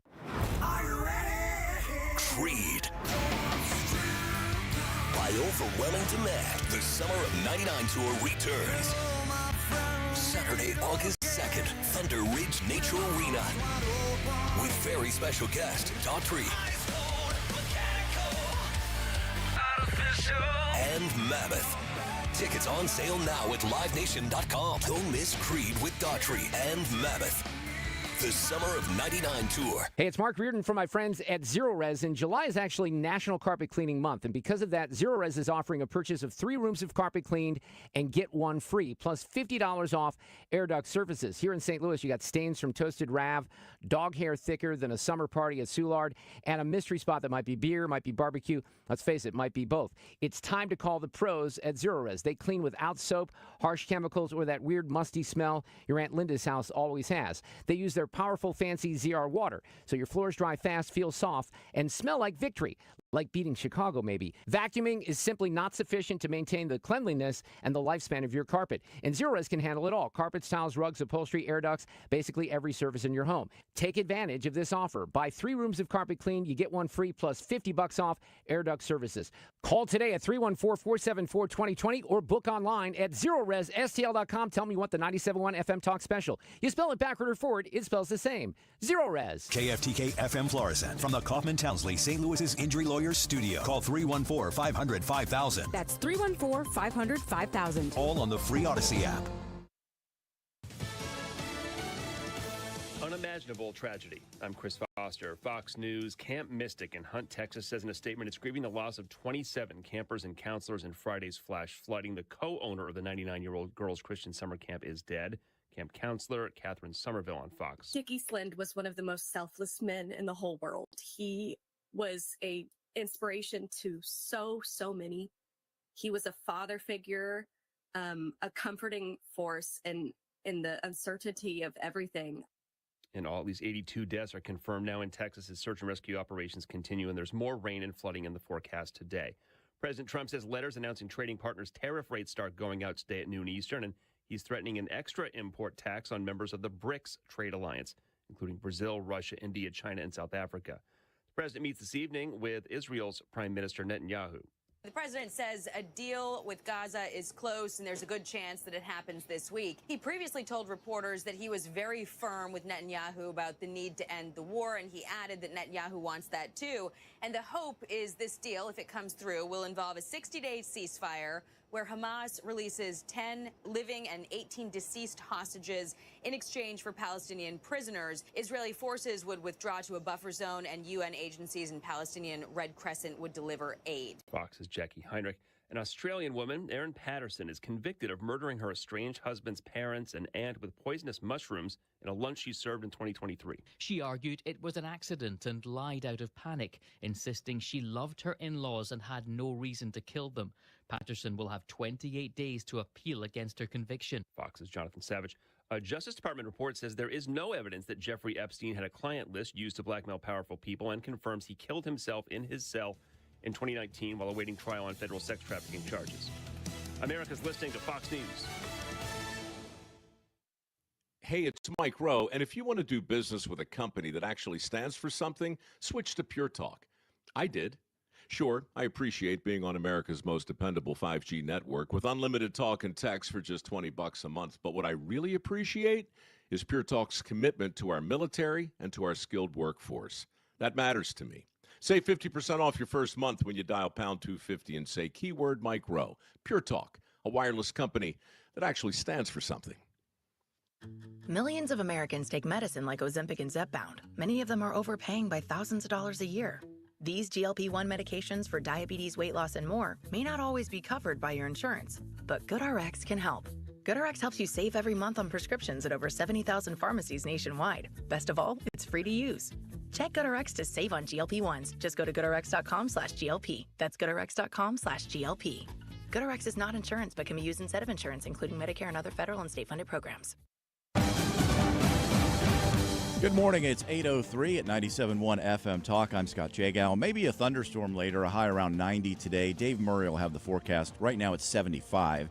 Connections in Missouri to the Camp Mystic flooding in Texas. State Representative Brad Christ says his cousin Millie survived by floating on a mattress for hours. Christ says rescuers brought her to safety. A few strong thunderstorms here caused wind damage, flash flooding, and power outages. A power pole blew down in St. Charles County, and in Illinois, some roads were impassable for a while due to minor flooding. St. Louis police arrested 60 people over the weekend, most juveniles, for shooting off fireworks. Parents also cited, and in one case, a parent picked up her kid, got charged, and then the kid was later arrested for shooting off fireworks again. 6 people injured when a fireworks display went off prematurely. This happened in Leadwood, Missouri, about an hour south of St. Louis. One of the injuries was serious. A woman trying to flee fell and hit her head. Continuing with the fireworks theme, a man accused of 2022 an explosion is headed to trial. Terrell Cooks is charged with murder for killing 4 people in a blast that leveled a home in Blackjack.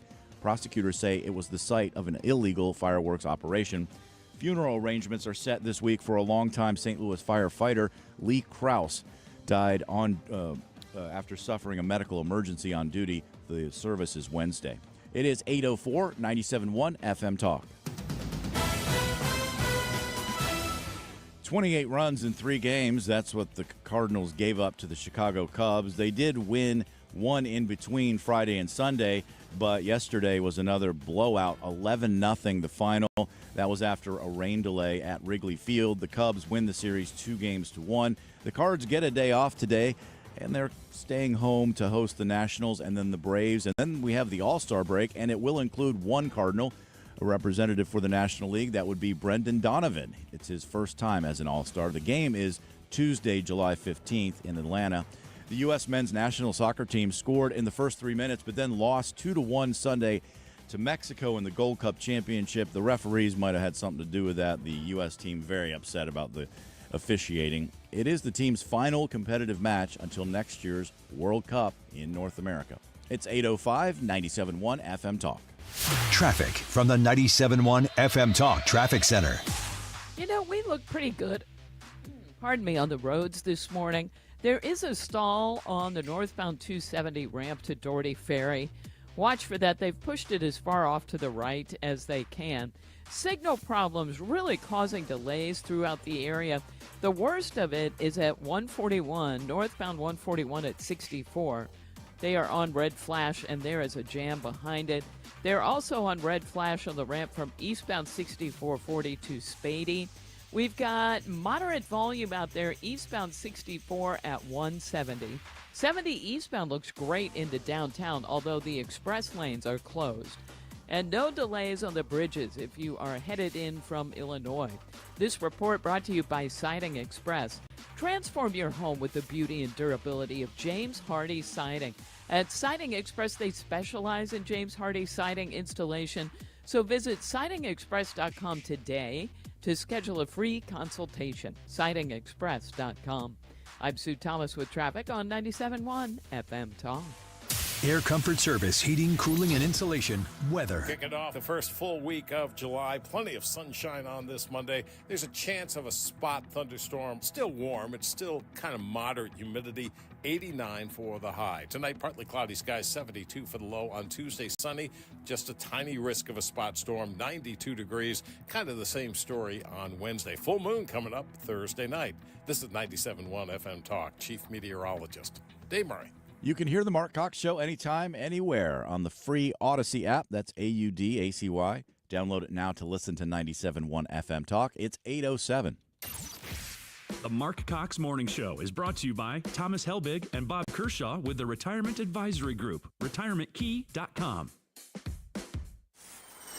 The Mark Cox Morning Show. Listen to both sides. The bottom line is, I respect that. We don't agree. You're listening to the Mark Cox Morning Show. Just to find a voice. Who is this guy? He's saying what we've been saying forever. I don't know how to put this. Mark Cox. I'm kind of a big deal. Well, it adds excitement, doesn't it, folks?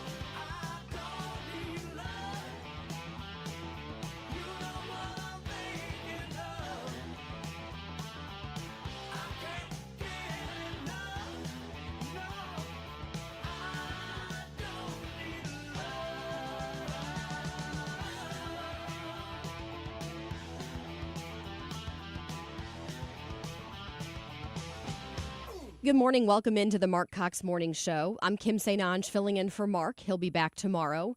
Joined alongside Scott Jagow, Ethan Bright, Sue Thomas, and we've been keeping a close eye on this whole situation out of Texas As we're coming on the air right now at about 8:08, we know that at least 82 people have died, and they're searching for another 41 or so people. So unfortunately, I do expect that number to climb. But again, just a really horrible situation out of Texas. We know at least 28 of the people who had died were the campers, the Camp Mystic in Kerr County, Texas, which was the hardest hit area from the flooding. So just a devastating story out of that. But right now we want to shift our focus to the big, beautiful bill, because as you saw late last week, the House was able to pass it, and then Trump signed it into law as he was there at the White House celebrating the 4th of July. And right now we're lucky enough to have Congressman Eric Burlison joining us. Congressman, good morning to you. Good morning, Kim. How are you? I'm good. How are you doing? Because that was kind of a marathon last week as you guys were figuring out what to do. It was quite a week. It will go down.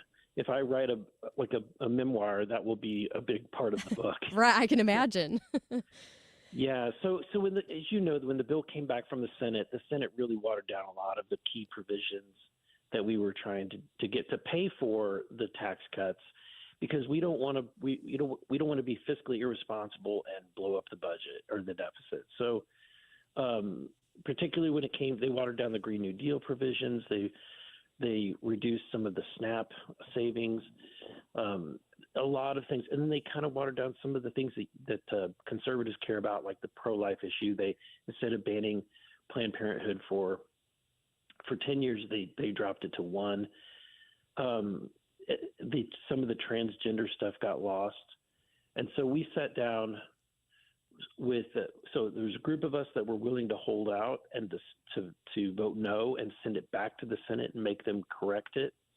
When we were looking at that strategy, I reached out to Rand Paul, because at the end of the day, we were going to need to get Rand Paul as opposed to Lisa Murkowski. And if Rand Paul had come on board and had worked and negotiated with us, we would have gotten a much, much better bill. But he couldn't. What he was asking for was politically impossible. Mm-hmm. And so because of that, we knew if we send this language back the way it is, we run the risk of Murkowski making it worse. And given that, we sat down with the White House staff for a full day of meetings and negotiations to go item by item through all of the key objections that we had, and to determine what would the White House be able to legally accomplish if they were to take action. And so we brought up about 9 items, and about 10 o'clock at night, after having a long day of discussions, we gave them a list of about 9 items. At 10 o'clock, they were not willing to commit to those. By 2 a.m., because of the difficult work and holding out of myself, represent the new Congressman Bob Onder, and about 6 others, we were able to get a commitment on 8 of the 9 items that we had asked for. We're talking to Congressman Eric Burlison. What were some of those 8 items? Out of respect for the White House, we're going to let them decide when to disclose what the agreements were. But they're pretty. You'll see as they take executive actions, the way in which they implement some of these rules. You'll see how that they roll out. And so we were asked to not go public with everything, and to give them the time that they need to be able to talk about it. But nothing's radical. It's just the way in which this bill is going to be implemented, and the nuances that the administration can do and what they can't do is what we discussed. I had heard President Trump was talking to some lawmakers at, I think, around 1 a.m. D.C. time. Were you on that call? Or I know you said you spoke to White House staffers. Was he among those staffers, if you want to call them that? So that's a funny story. I got Lauren Boebert reached out and said, would you be willing to talk to the president? And I said, absolutely. And late at night, the president called my phone. Actually, what I thought she had said, she gave me his number and asked me to call him. So we were working out the fine details. We were at the very end of negotiations with the staff. And I looked at my phone and I realized I missed a call from the president. Oh, wow. And so my phone is always on vibrate or silent, and because if it's not, it's just obnoxious. And so I missed it. And when we were talking with the White House staff, I asked, should I call the president back, to tell him the good news that we've struck a deal. And they said, let the president sleep. So he doesn't do much of that. It was at that time about 2-something in the morning. So I thought I'm not going to call him back. Wow. Okay. Very interesting. Well, I'm curious what your thoughts on the whole, like you mentioned all the changes the Senate made, which was what frustrated me. And specifically the changes the parliamentarian made. I know they called that the nuclear option. It's kind of like the PQ here on the state level. But do you think that they should have voted to override the parliamentarian? Because I'd read that they actually did that. I believe it was the end of May. There was something about EV mandates in California, and they decided to vote to override the parliamentarian in that case. So they've clearly done it before. I don't know the Senate, rules. I haven't had to operate under them, so I couldn't tell you for sure how that operates. But at the end of the day, I care about the results, and I feel like the White House is going to deliver. Look, the president made it clear he hates every aspect of the Green New Deal, and so his administration is not going to be very friendly to any programs in the Green New Deal. Right. And it's funny because there's so much of this in the bill that Elon Musk has been very outspoken about. And it seemed like they had made amends, Trump and Musk. And then Musk was going off again right after Trump signed the big, beautiful bill. And now he says he's starting the America Party, this third party. And I don't know what your take is on this. And I guess I'm curious to get your opinion. But I would imagine it would take voters away from both the Democratic and the Republican Party, but it seems like it would very much hurt the Republican Party more, and maybe that's what Musk wants. I don't know what he wants to accomplish. I think that in general he wants to accomplish less government, less taxes, a more libertarian style government is what it seems.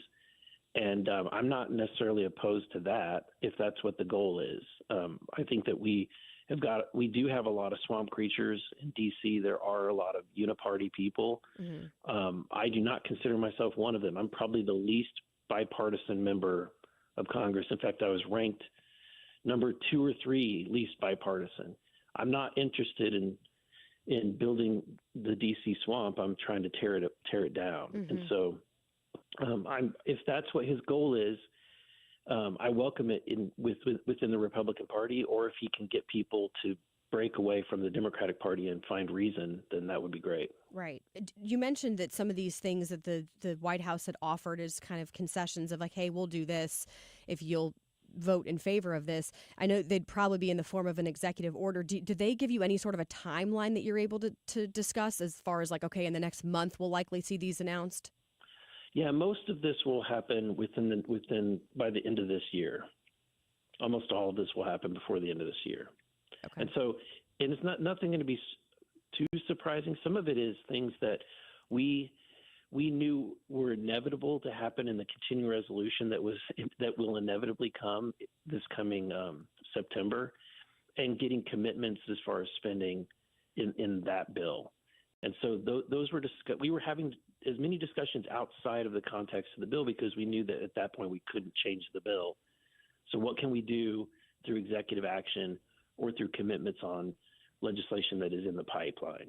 Interesting. Well, we'll be watching. I'm very curious now to see what some of these are. I mean, obviously, I know that you are a true conservative, and so I'm eager to see what some of these things are that, I trust will be a really good thing moving forward. So I appreciate. And go ahead. I hope that people understand you kind of come to the conclusion at some point where you say, I can't make perfect the enemy of the good. And if I'm an absolute no, then where does that get me? And I feel like we fought all the way to the bitter end to get as many conservative wins for Missouri as possible. And I hope that everyone agrees. I mean, you can't throw the baby out with the bathwater. I think there's things in this bill that all of us would say, yeah, we don't really like this, but my argument was there's enough good in it that we need to pass it. So congratulations on passing it. I know you guys had a really crazy week, and probably I guess you haven't probably pulled that many all-nighters. You had to pull at least a couple, right?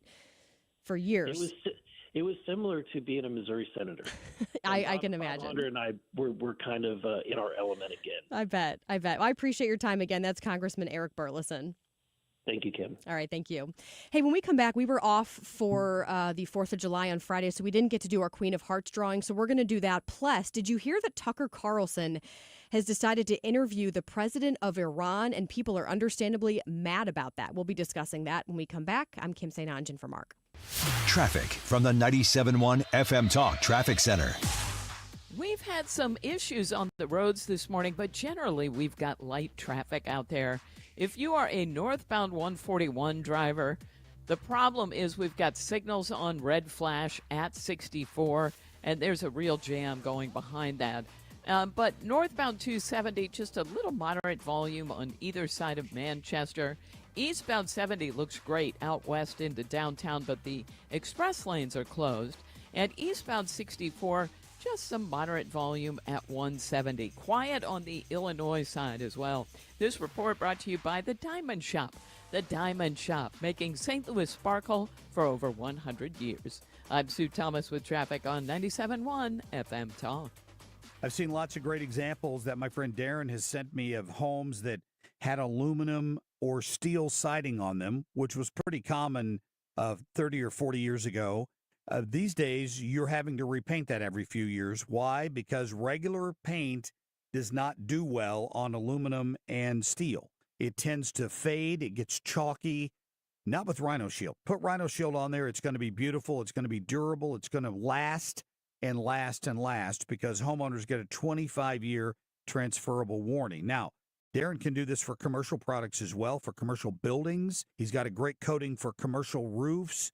You should ask him about it. He'd be happy to come out and show you. First of all, it waterproofs everything. It's 100% waterproof, and it protects what's underneath.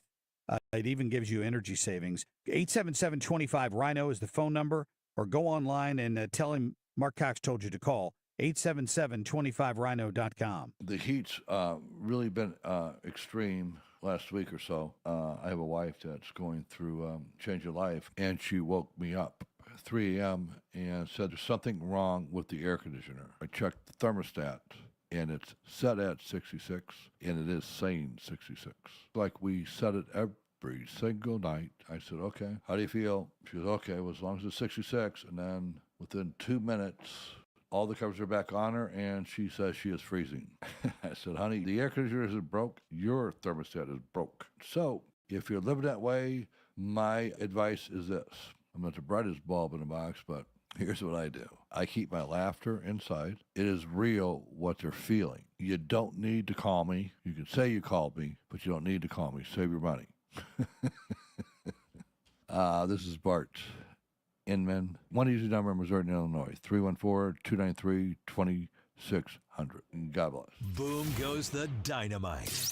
This is the Mark Cox Morning Show. It's been 1 week since you looked at me. Cocked your head to the side and said I'm angry. Catch anything you missed today by getting the show podcast at 971talk.com. Guns N' Hoses Queen of Hearts, benefiting the St. Louis Backstoppers. 97.1 FM Talk is a very proud sponsor of the Guns N' Hoses Backstoppers Queen of Hearts raffle, which we've been doing now for quite some time. And we typically announce the winner on Friday, but because we were off for July 4th, we wanted to go ahead and do that today. So just a heads up, we're announcing the winner today from last week, and then we'll have another winner this Friday. So we're going to have 2 this week. So here we go. 8 of clubs, slot is 40, and the winner, the ticket number is 297-816-019. And what's cool is that if the joker isn't pulled, which then would reset the board, the jackpot just keeps rolling over until the next week, and it just keeps on growing. So the jackpot's actually more than $3,100 right now. So you could buy one of these tickets, and that would be nice to take home, $3,100. Sounds good to me. Good to me, too. And, you know, it's a great cause, too. And we just love the Backstoppers and the work that they're doing for all the first responders here in our community that, gosh, we know it's just so needed. So we just want to thank all of you. If you've been buying tickets, thank you for doing that, for participating. And hopefully someone will get the jackpot, which, again, would be really, really nice because you'd be taking home a lot of money. But just wanted to make sure we got that in there again because we weren't here on Friday. So Anyway, I wanted to shift gears to this story that I mentioned, which was that Tucker Carlson has gone out and interviewed the president of Iran. And people are understandably not thrilled about that, questioning the timing of all of this. Listen to him explain why he went out and did this interview. Clip 14. We just finished up an interview with Masoud Pezeshkian, who is the president of Iran, the 70-year-old heart surgeon who leads the country we were just at war with about a week and a half ago. We know we'll be criticized for doing this interview. Why did we do it anyway? Well, we did it because we were just at war with Iran 10 days ago and maybe again. And so our view, which has remained consistent over time, is that American citizens have the constitutional right and the God-given right to all the information they can gather about matters that affect them. If their country is doing something with their money in their name, they have a right, an absolute right, to know as much about it as they can. And that would include hearing from the people they're fighting. Now, can you believe everything you hear from the president of Iran? Probably not. But that's not the point. The point is you should be able to decide for yourself whether you believe it or not.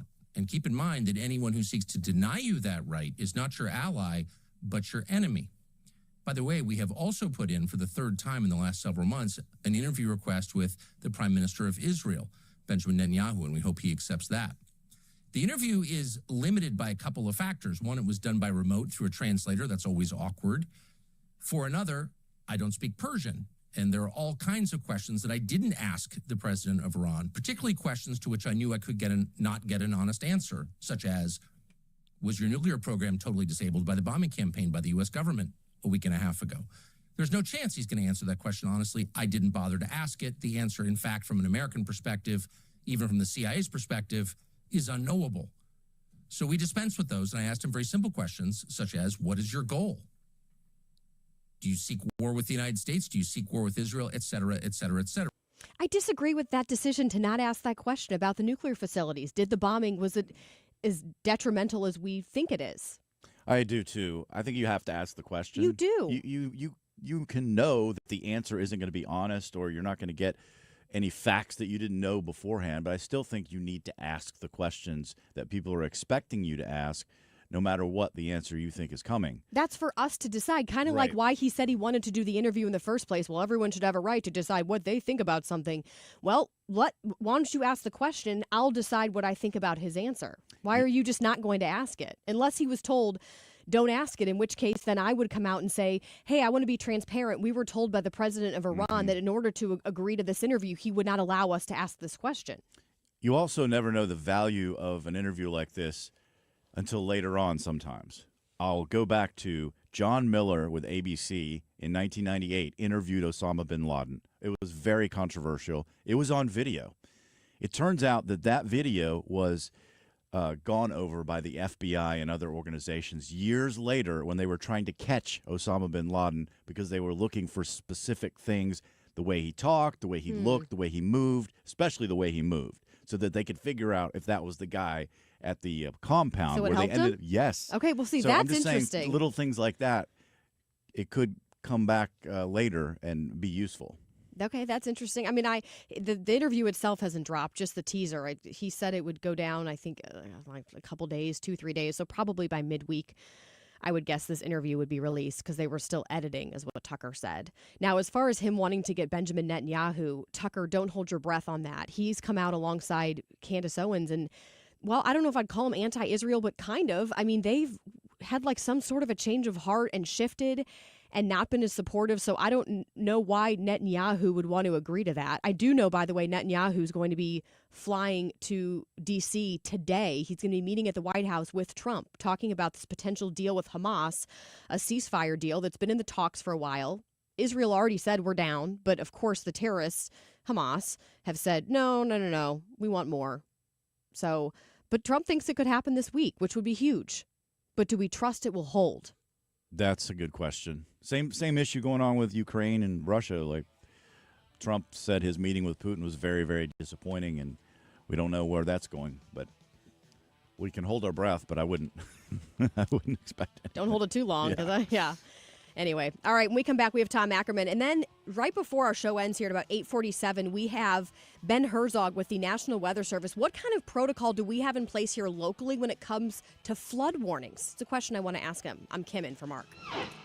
When you're approaching retirement, there are a lot of questions to answer. Do you have enough money to fund your income for life? How should you claim Social Security? And what's your plan for health care and long-term care? Hi, I'm Eric Robert, Director of Investments with the ClearPath Wealth Management Group at Stifel and host of On the Money Saturday mornings at 11 on 97.1 FM Talk. Don't leave your retirement to chance. It's crucial to understand and address relevant risks before you retire. Our team can help you get organized, guide you through critical retirement decisions, and create an investment portfolio designed around your needs. To schedule your free retirement plan consultation, go to clearpathinvesting.com. That's clearpathinvesting.com. Or call us at 636-695-2650. That's clearpathinvesting.com or 636-695-2650. Stifel Nicholas and Company Incorporated. Member SIPC and NYSE. The smartest way to do your homework is Heckman Lumber. Warm weather means homework for homeowners. And for 80 years, Hackman Lumber has been the trusted name for home improvement. If your homework means a new deck, turn to the deck experts at Hackman Lumber. Browse the largest inventory of decking materials and accessories in Missouri. Talk with our experts about treated lumber, cedar, TimberTech, Trex, Envision, Decorators, and Duralife to find the perfect deck for you. Choose from endless railings, balusters, and LED deck lighting options. Hackman Lumber has been serving homeowners and pros for 80 years, and they will not be undersold on in-stock decking materials guaranteed. Whether you DIY with their expert advice or need a trusted contractor, Hackman has you covered. They are now an authorized steel dealer and stock a huge selection of grills. So celebrate summer with a new Big Green Egg, pellet grills, Weber gas, or charcoal grill, and all the accessories you need for the perfect backyard setup. Visit Hackman Lumber's showrooms in St. Charles, Pacific, and Troy, Missouri, or hackmanstl.com. I'm Dom Savino with Your Money Now. It's like Christmas in July for shoppers. Amazon's Prime Day event, which is now 4 days, that'll start tomorrow, along with competing sales events from the likes of Walmart and Target. And a new forecast from Adobe Analytics projects $23.8 billion in total online spending will occur from Tuesday to Friday, with huge discounts specifically on back-to-school gear, ranging from apparel to electronics. Trump administration officials are working to make trade deals as the reinstatement of the president's tariff plan looms. The tariffs will now restart on August 1st. Investors had been expecting it to restart this week. UPS has launched the largest network reshuffling in the company's history. The shipping giant says it will offer voluntary buyouts to full-time drivers, part of an overhaul that includes cutting 20,000 jobs and closing 73 facilities. Headed to the open on Wall Street, futures are lower. That's Your Money Now. I love a day on the water with friends, but my moderate to severe plaque psoriasis sometimes holds me back. Now I'm all in with clearer skin thanks to Skyrizi. Risankizumab Riza, a prescription-only 150 milligram injection for adults who are candidates for systemic or phototherapy. Teaching music is my passion, but my active psoriatic arthritis can limit me at times. Now I'm treating my joint symptoms with Skyrizi. With Skyrizi, most people with plaque psoriasis saw 90% clearer skin at 4 months. Or if you are an adult with active psoriatic arthritis, Skyrizi helps you move with less joint pain, stiffness, swelling, and fatigue. Don't use if allergic to Skyrizi. Serious allergic reactions, increased infections, or lower ability to fight them may occur. Before treatment, get checked for infections and tuberculosis. Tell your doctor about any flu-like symptoms or vaccines. There's nothing like clearer skin. There's nothing like better movement, and that means everything. Ask your doctor about Skyrizi. Visit Skyrizi.com or call 1-866-SKY-RIZZI to learn more. Traffic from the 97.1 FM Talk Traffic Center. Good morning to you. Yeah, we've had a pretty good commute here this morning. Now, there have been some issues. Northbound 141, for instance, is jammed, headed for 64. That's where the signals are on red flash at this hour. Southbound 270, some moderate volume. And this is mainly as you head on down toward the Ladue Road area. And then things look better. If you are traveling on eastbound 64, there is some moderate volume right at 170. But if you're headed in from Illinois, we look great. Really no problems on the bridges downtown.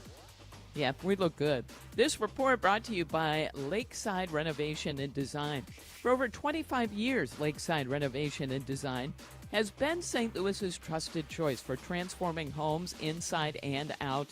Now, we're talking about windows and siding, kitchens, bathrooms, outdoor spaces. They deliver quality craftsmanship backed by lifetime warranties. Visit lakesiderd.com to start your dream project today.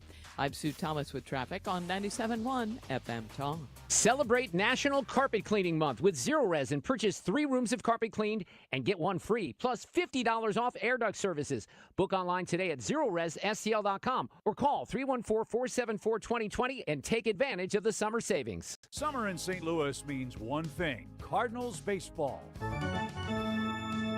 It's more than a game. It's an STL tradition. The crack of the bat, the roar of the crowd, the boom of the fireworks. It's the soundtrack to summer for Cardinals Nation. So grab your cap and glove and take your spot in the stands. Because in St. Louis, baseball is more than a melody, it's our favorite song. This is former Cardinal and Navy Lieutenant Mitch Harris. Salute those who serve. Join the Cardinals on Friday, July 11th for Military Appreciation Night, presented by Boeing. With a special themed ticket, fans will take home an exclusive Cardinals 40-ounce tumbler, honoring all 6 military branches. Arrive early for a powerful pregame concert by the U.S. Air Force Band on the Budweiser stage. And best of all, a portion of each ticket benefits USO Missouri. Get your tickets at cardinals.com/theme. St. Louis Cardinals for the Lou. Hey, it's Mark Reardon for Generator Supercenter of St. Louis. And you know, your home is your sanctuary. You need to take the first step to peace of mind with a free estimate on a Generac home standby generator from the #1 Generac generator dealer in the country, Generator Supercenter. We learned the hard way here in St. Louis during the tornado recently that power can be knocked out. But even outside of that, what if the power grid fails and it's 100 degrees here in St. Louis? You don't want to be that person. Get with Generator Supercenter of St. Louis today. Generator Supercenter of St. Louis.com. Tell them that we sent you along. Annie Fry here. If you're nearing retirement or already retired, call my friends Thomas Helbig and Bob Kershaw with the Retirement Advisory Group. They'll show you how linking to the market is much safer than owning the market for your retirement savings. They are the official financial advisors of my show. Go to retirementkey.com. And now, back to business on the Marc Cox Morning Show. The Marc Cox Morning Show, on the air and streaming at 971talk.com. The great sportsman like Tom Ackerman. Baseball's really not a hard sport. It is Anchor Man, not Anchor Lady. It's like powered by coffee this morning. Sports, sponsored by McDonald's, reminding you to round up your total for Ronald McDonald House charities on your next order. KMOX Sports Director Tom Ackerman in studio with us this morning. And I have to tell you, I was going through my calendar the other day on my phone, just doing scheduling stuff with my husband. And I look at later on this month, is your birthday coming up? Yeah. Because that's in my calendar. And I always get freaked out. I'm like, how I guess it's anyone in your contacts that will try to load their birthday into your calendar. It is interesting. So happy early birthday. Your birthday's not in my calendar. How dare What's your that? phone What's not that log all my about? birthday? What is that all about? Thank you. 50 for me. 5-0. Wow, okay. Big one. Big 5-0. What are you doing to celebrate? Gonna hang with family. I have some family in San Diego, so we're gonna be with my mom and my sister. They live there. My mom, my stepdad, my sister, my nieces. So we're gonna have a good time.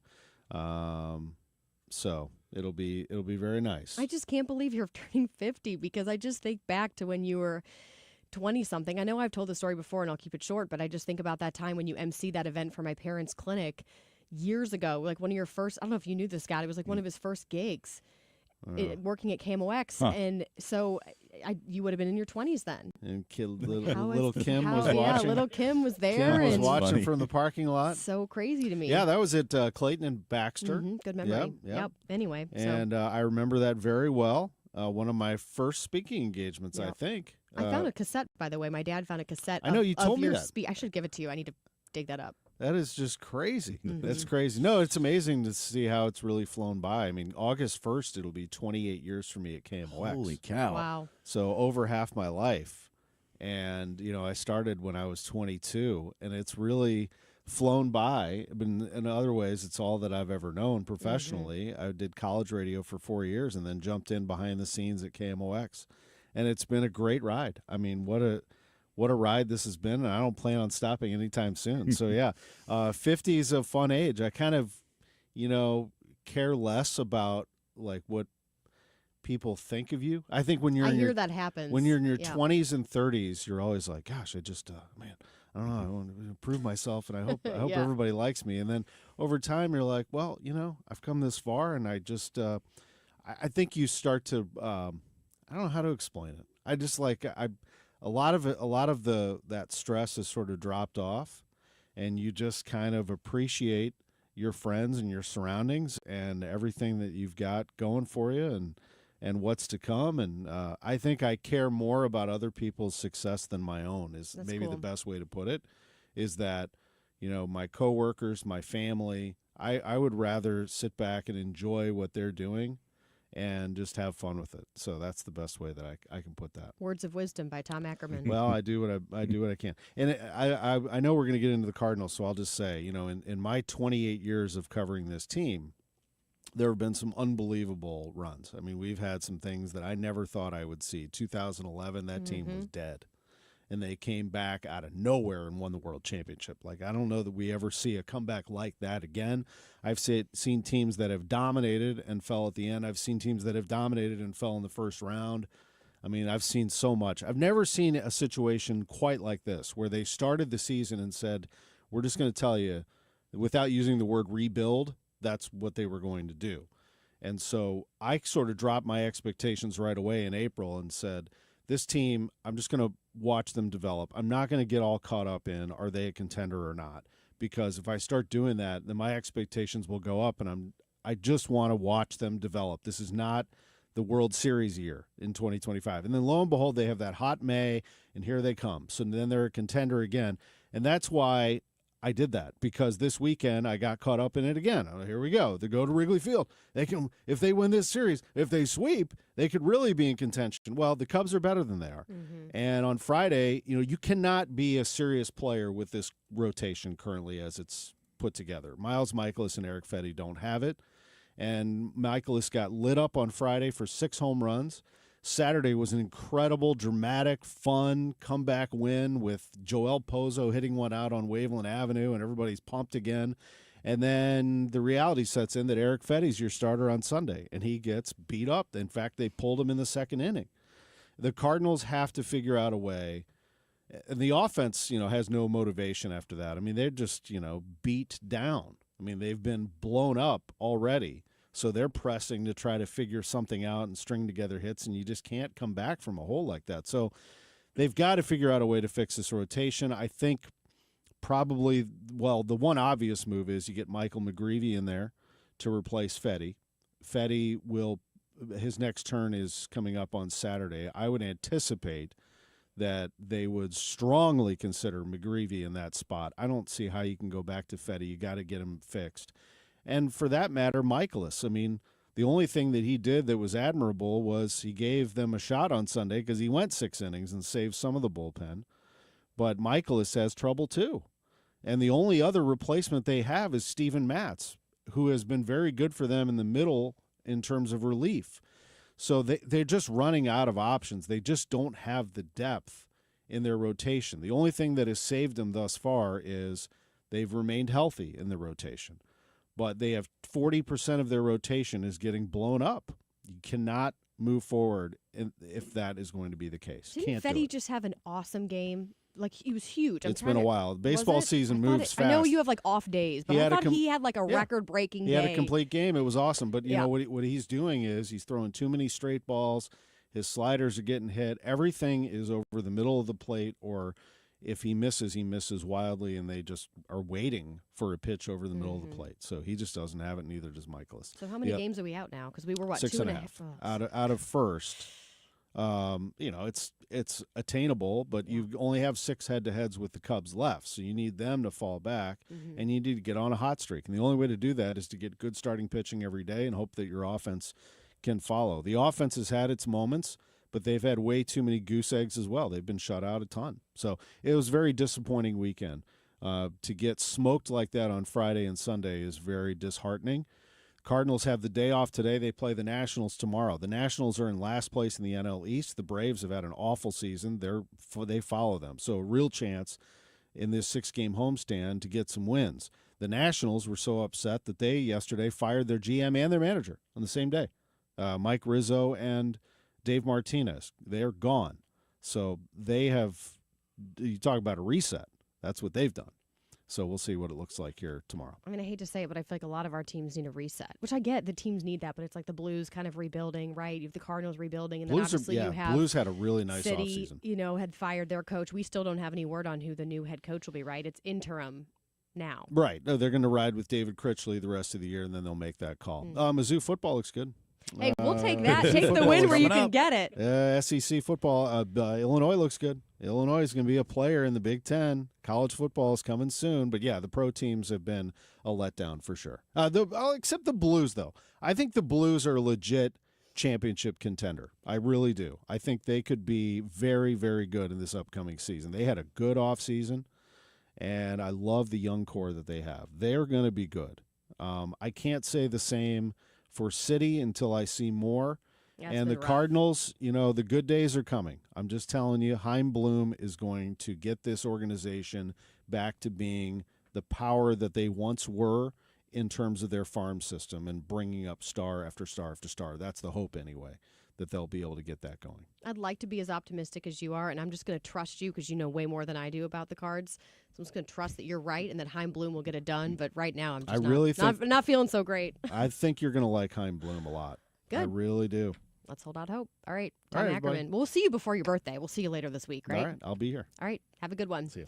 All right, when we come back, we're talking to Ben Herzog with the local National Weather Service. I mean, we're obviously watching the devastating flooding going on in Texas right now. At least 82 people dead, dozens others missing.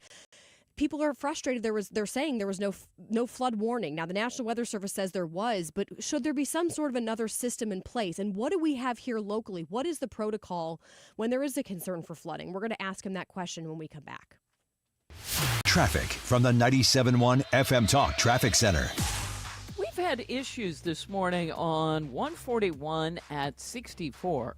The signals have been on red flash, especially for northbound drivers. That's been causing a delay behind it.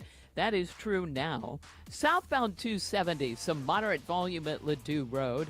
Northbound has a little bit, and it's mainly at the Clayton Road overpass. 55 is in good shape from down south. Eastbound 70 and 64 look pretty good. 70, though, the express lanes are closed. And no delays on the bridges downtown if you're headed in from Illinois. This report brought to you by Jerry Kelly Heating and Air Conditioning. I'm Sue Thomas with traffic on 97.1 FM Talk. The Martins came over, we were having spaghetti when we suddenly noticed that we started getting sweaty. So we grabbed the keys and we ate it in the van. That's what my friend said, call Jerry Kelly, man, JerryKelly.com.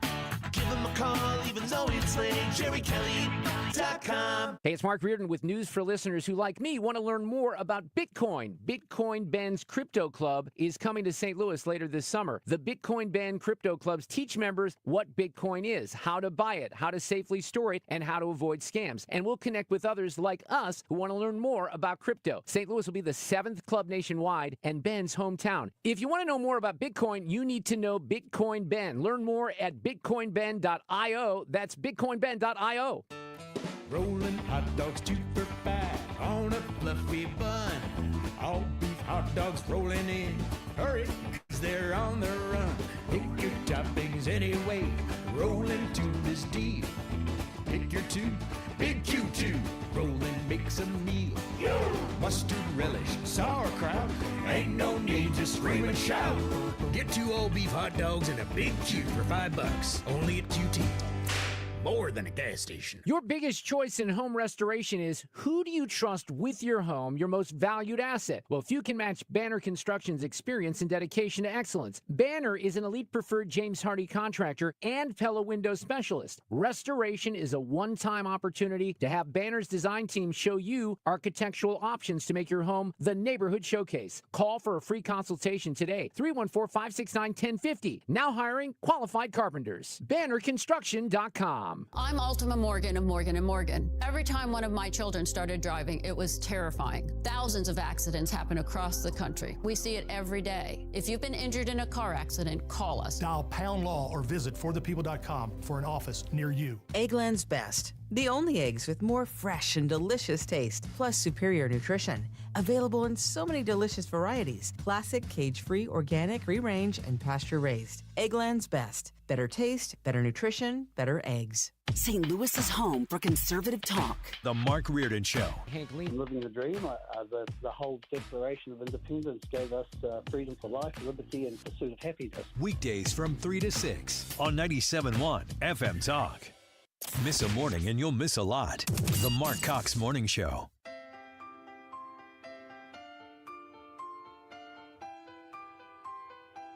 Catch anything you missed today by getting the show podcast at 971talk.com. I'm sailing away. Set an open course for the virgin sea. 'Cause I've got to be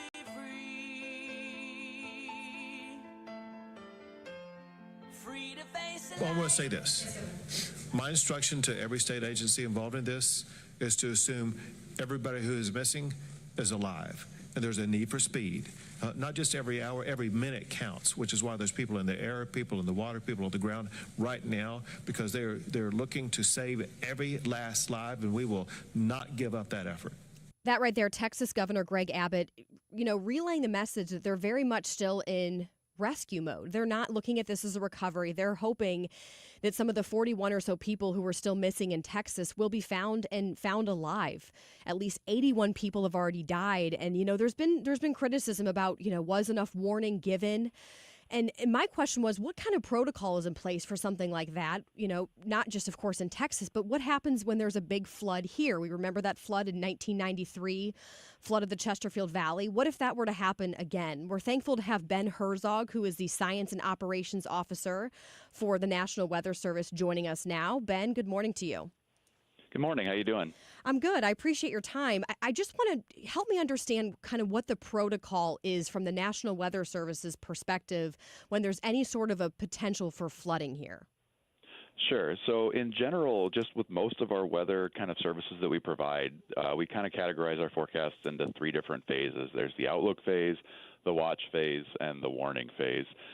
Outlooks are when we're, a few days out and it's looking like things are starting to come together for flooding, and we'll be, posting to our website, social media, probably reaching out to some partners, but nothing's quite certain at that point. Then we get into the watch phase. That's when we're going to actually issue a flash flood watch. We'll be sending out special briefing packets to local, state, and other federal government officials, again, reaching out on social media, our webpage, and things like that. And then finally, we get into our warning stage, and that's when we're going to be issuing flash flood warnings.